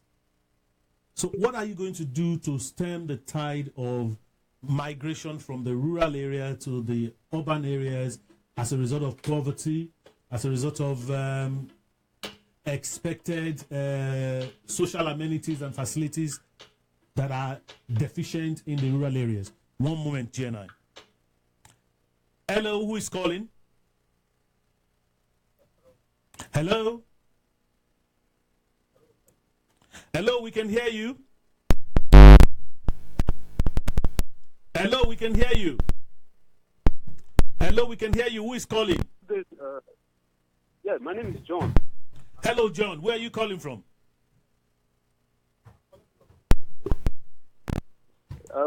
Prince GNI, I first of all must acknowledge your presence on the program. We are very much delighted to have you here. And I must give it to you that you stand the best chance as a gubernatorial candidate for the forthcoming polls in Ogun State, going by your past antecedents and your brilliant performance as GMD of Gateway Holdings.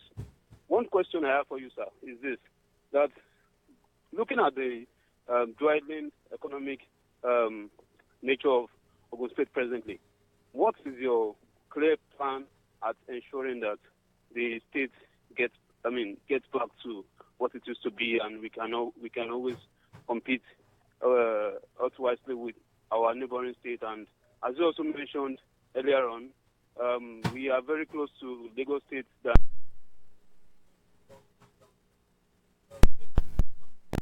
the rice farming operation, and going by the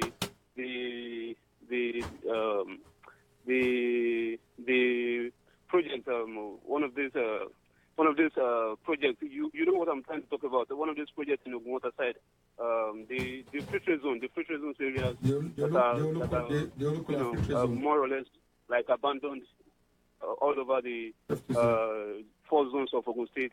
What is your plan at making sure that all of these free trade zones come to light and we can have more investors, unlike what we just made recently of Dangote to go site his refinery in Lagos free trade zone instead of... All right, thank you very much. Thank you. Thank you, John. Thank you for calling. Thank you very much. All right, thank you, John. Jenna, do you want to quickly respond to John's yes. questions? Okay, John was talking about expanding our economy, and I mentioned that as our pillar 2. Yes. We are working on 4 pillars. Definitely, if you want to talk about expanding the economy of Ogun State, agric and agro-allied processing is one. And I think in talking about that, I can also talk about your question on urban migration. Rural-urban migration. You mentioned, because most of the things that happen in our rural areas is really agric and farming related. I mean, the fishing in waterside.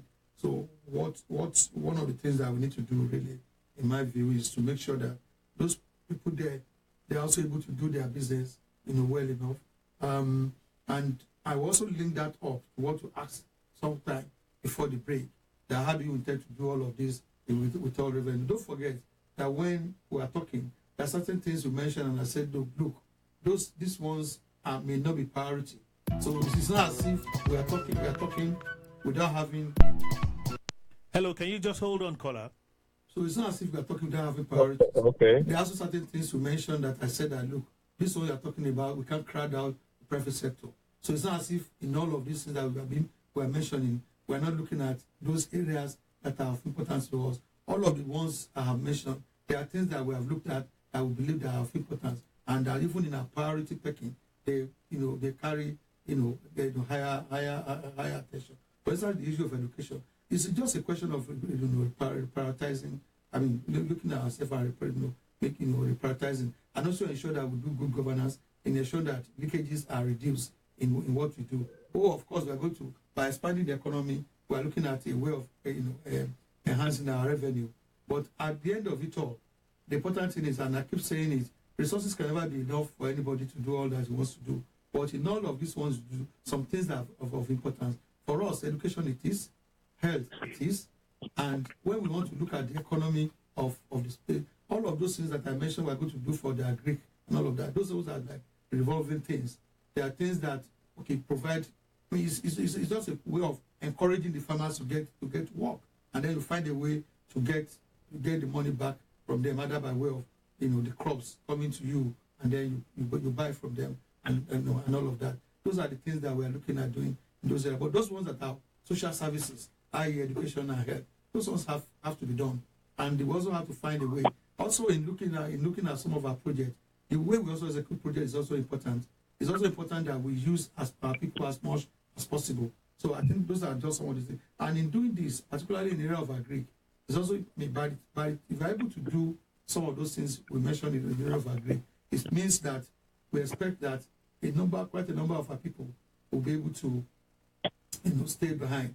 I also mentioned the integrated rural development of one of the governments that we have in the past. Some of these things we can revisit. But talking specifically about the economy that was mentioned by John. Oh, of course, during the administration that I participated in, this idea of public-private partnership and encouraging private investors to come into the country, into the state, were done by the creation of what we call the Olukula Free Trade Zone. There was also the one that was in the Besa, another free trade zone in the Besa. All of those areas, if you get to one of the Besa now, I'm sure that the companies that they have in there runs into tens, to hundreds. These are employing people of Ogun State, and these are also using materials from Ogun State. These are, having impact on the economy of Ogun State. I think that we have to encourage this. Around that time, we have like 3 or 4 of them. It's also important that we also intend to look at our border towns. When we talk about that, we're talking of those local government that borders Lagos, to also ensure that we enhance the business activities around that area, so that most of the people living around that area can be paying their revenue, into the state. So for the economic expansion, which Mr. John was talking about, definitely we have to revisit some of these things. The local Free Trade Zone, I wouldn't know what the state is now, but I think that's one good project that I know. It also involves a deep sea port. Ogun State has a 20-kilometer of Atlantic, bordering it, and I'm told that that's the deepest part of the Atlantic is actually located in those areas. I think we need to go back into some of those things so that we can take advantage of some of that. In our rural, in the western part of the state, we have to lay a lot of emphasis on agri. And I've mentioned some of the things that we intend to do in that area. There's no way we can have our people get into it, particularly the younger generation, without encouraging them, without ensuring that we provide some level of subsidy into that, but in a way that it can be revolving. And that is the way we intend to look at that. I think that as MD of Gateway Holdings, we work very well with the private sector. I think we also intend to do a lot of that so that we can develop our natural resources. We have a lot of bitumen in Ogun State. We have to find a way to develop it. Our opening to the Atlantic has to be developed. In our in Ogun West, the Pukia part of the state, that's where we have the Tongiji Island. We have a lot of opportunities there. There are quite a lot that we can encourage, but that is basically just government encouraging the private sector and opening it up and marketing it well, so that the private sector can get into it. It's not what government can begin to get into, because we can't afford to lose in the area of education and health. Thank you, GNI. I have a caller on the line. Hello, caller. Are you still there? Yeah, hello, good evening. Thanks for holding on, and sorry for keeping you for so long. Who is calling and where are you calling from? My name is Olumide Oshi. I'm calling from Nigeria, Lagos. All right, Olumide, what do you have for GNI?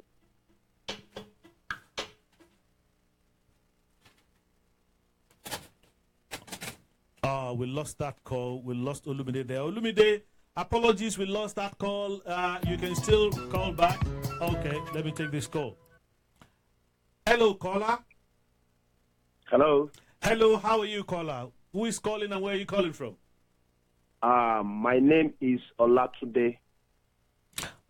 I'm calling from Enfield. You're calling from Enfield in the United Kingdom. Yeah. All right, Olatunde, Yes. very quickly, what do you have for GNI?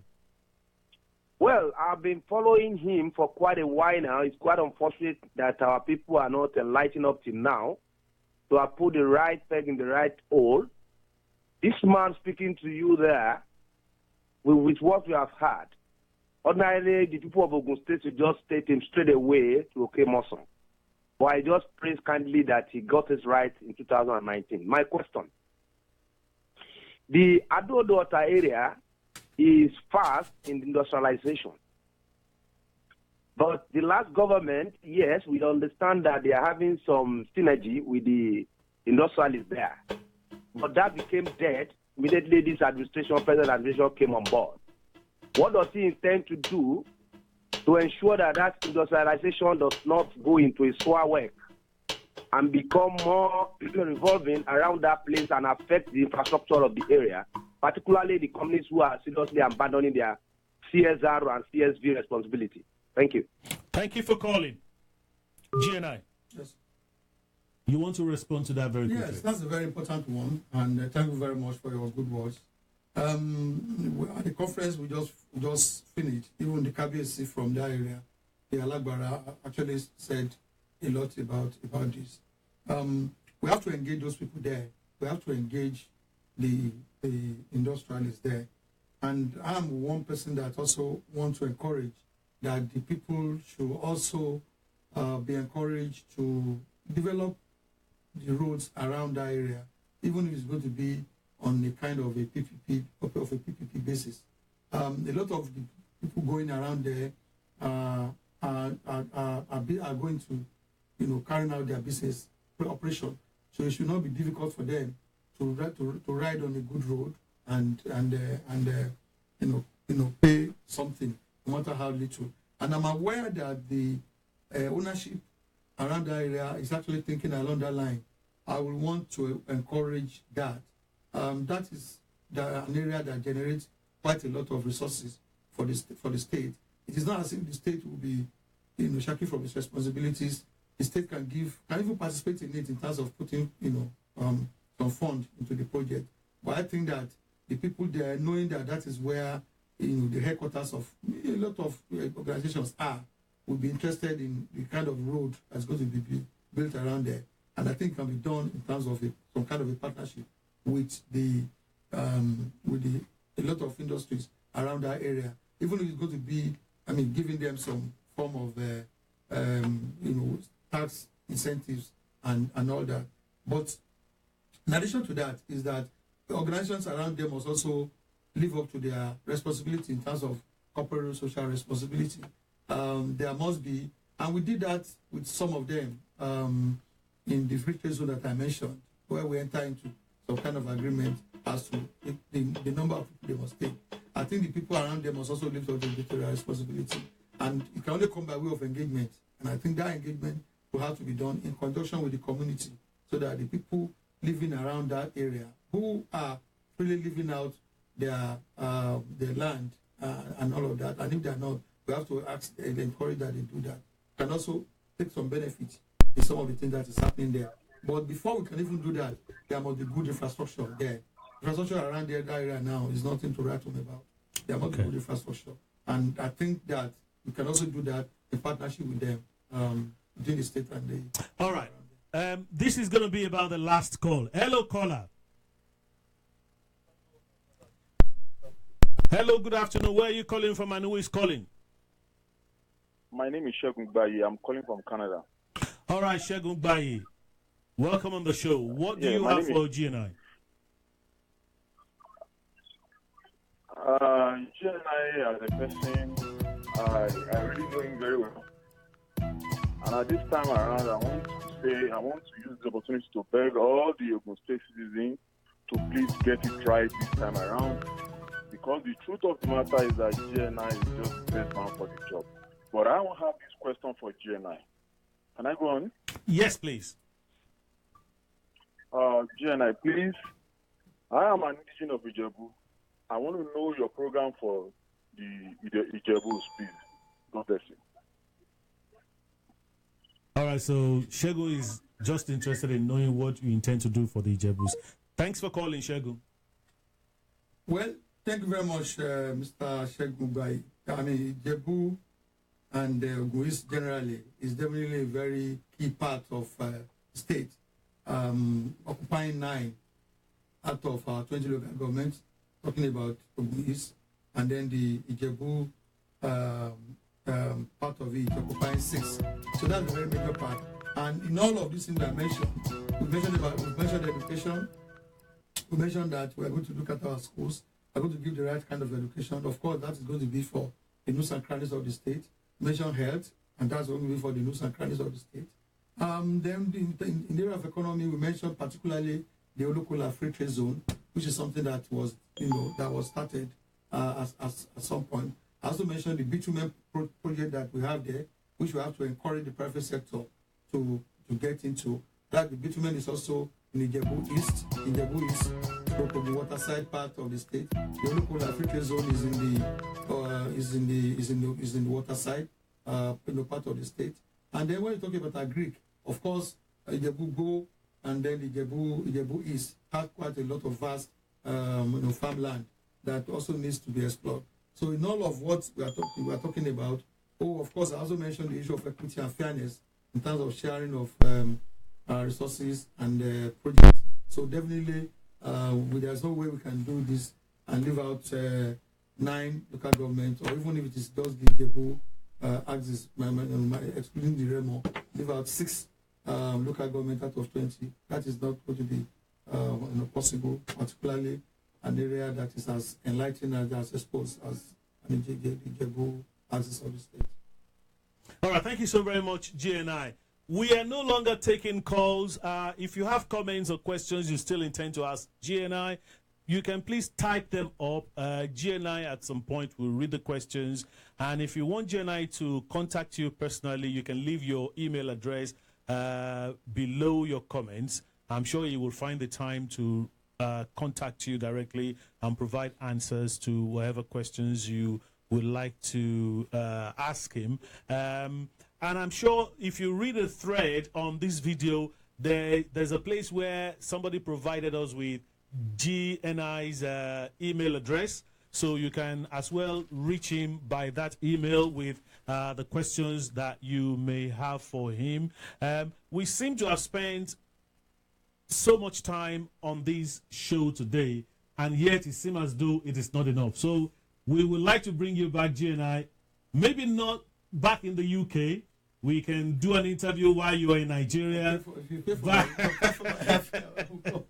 Right. So while you're in Nigeria, we can still do the interview. But whichever way, we would like to still bring you back on the show because people seem to still be asking for more. And this is very, very important. I mean, we're talking about people who for so long have been lied to by politicians. Politicians have given them so much promises every now and then there's been little or nothing to show for the promises. And people seem now to say, or to be saying, well, this is likely to be the Messiah. This is likely to be the right man for the job. So let's ask him all the questions. Let's be 100% sure. Let's rally around him and make sure we make this happen. Well, I'm sure people watching and listening to us right now are going to do all they can to make this happen, to get GNI in come 2019. I believe. Do you believe? The belief system is there. The Holy Book says, to everyone who believes, all things are possible. This is a possibility. Let's rally around this movement. Let's believe it all together. I think the time has come finally for a change, meaningful change and real change. And that is what has finally come. The last question, GNI, just the last question. After elections, there's likely to be aggrieved parties. People who lost elections, people who contended with you, who contested, and somehow one person will have to win. One person now wins. If you happen to be the one who wins come 2019, how are you going to rally all the aggrieved parties and all the stakeholders together in Ogun State to ensure that everybody work together for the common good, to ensure that there is no division? There's no, he's a Yewa person. We can understand the reason he's putting so much development in Yewa. Why will he not do that? Because he's a Yewa person. Or he's not from my party, so why would I support him? What are you going to do to ensure that you bring everybody together under one roof to ensure, collectively you drive progress in Ogun State? Well, thank you. My kind of person is I like to work and be able to be free with everybody. I don't keep unnecessary malice.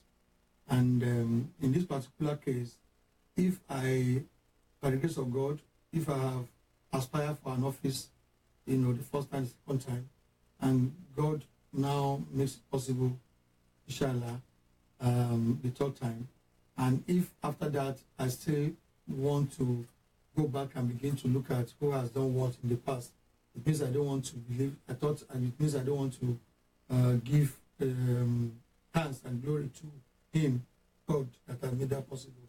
I'm not that kind of person. The important thing at that time is how to move the state forward. And I believe that there's everybody is required for the purpose of doing that. The governor of the state is the number one citizen of the state. Yes, there will be elders, there will be leaders. He's the number one citizen of the state, and the number one citizen of the state, what is required of him is to be able to play that role of the number one person by carrying everybody along. And I do promise that clearly, definitely, will be done. And for those people that know me, they also know that I am that kind of person. Even the person I contested against the last time that I won, yes, we went to the court to go and test our court, but immediately that was over. That was the end of it. And then, life continues and we're all going on. So in this case as well, if God give us the victory, which I believe God will give us by the grace of God, come March and we become a takeover in May, definitely it is to ensure that we bring everybody along, irrespective of the camp, irrespective of the party, irrespective of where the person comes from. That's a promise. Thank you very much, GNI. I would like you to give a parting word to your followers, your believers. Probably just thank them for having come this far with you, and then give them word of encouragement and whatever you want to say to everyone who believe in you out there. This is the opportunity. Just go ahead. Well, thank you very much, ladies and gentlemen, young and old, that have been listening to this program in the last 2 hours or thereabout, and even those that may not have listened to it, but they will later on read it online. I want to thank everybody for believing in me. I want to thank everybody for, supporting, me, and also for believing in our cause. It is a cause of sincerity. It's a cause I want to sincerely move our state forward. It's a cause that is based on conviction. It's a cause that is based on the fact that we believe where we can do it and want to sincerely do it.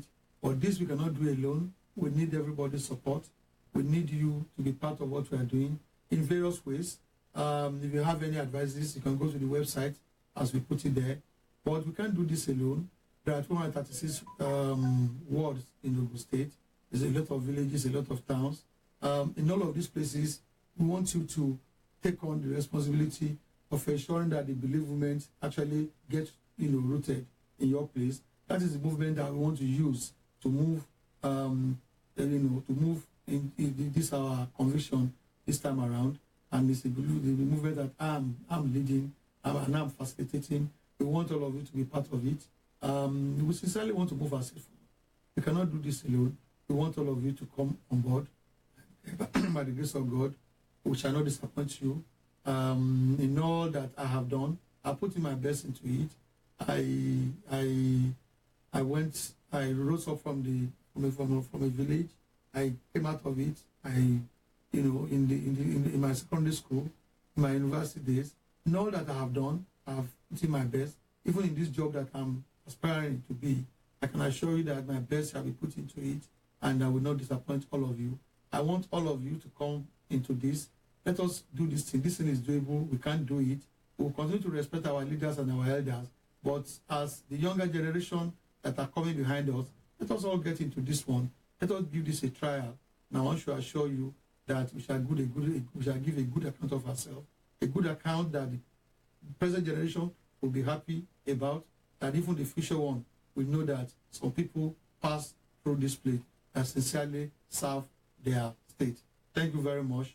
It's my pleasure to be here, and I see you again. 29th of May, in advance, I wish to invite all of you to come for my swearing in by the grace of God as the governor of Ogun State. Thank you very much. All right, so that's an invitation, a bold invitation. And on that note, I'm going to bring this show to an end. But before I do so, I'm going to play that GNI promo, that GNI jingle, and then I'll come back to close the show.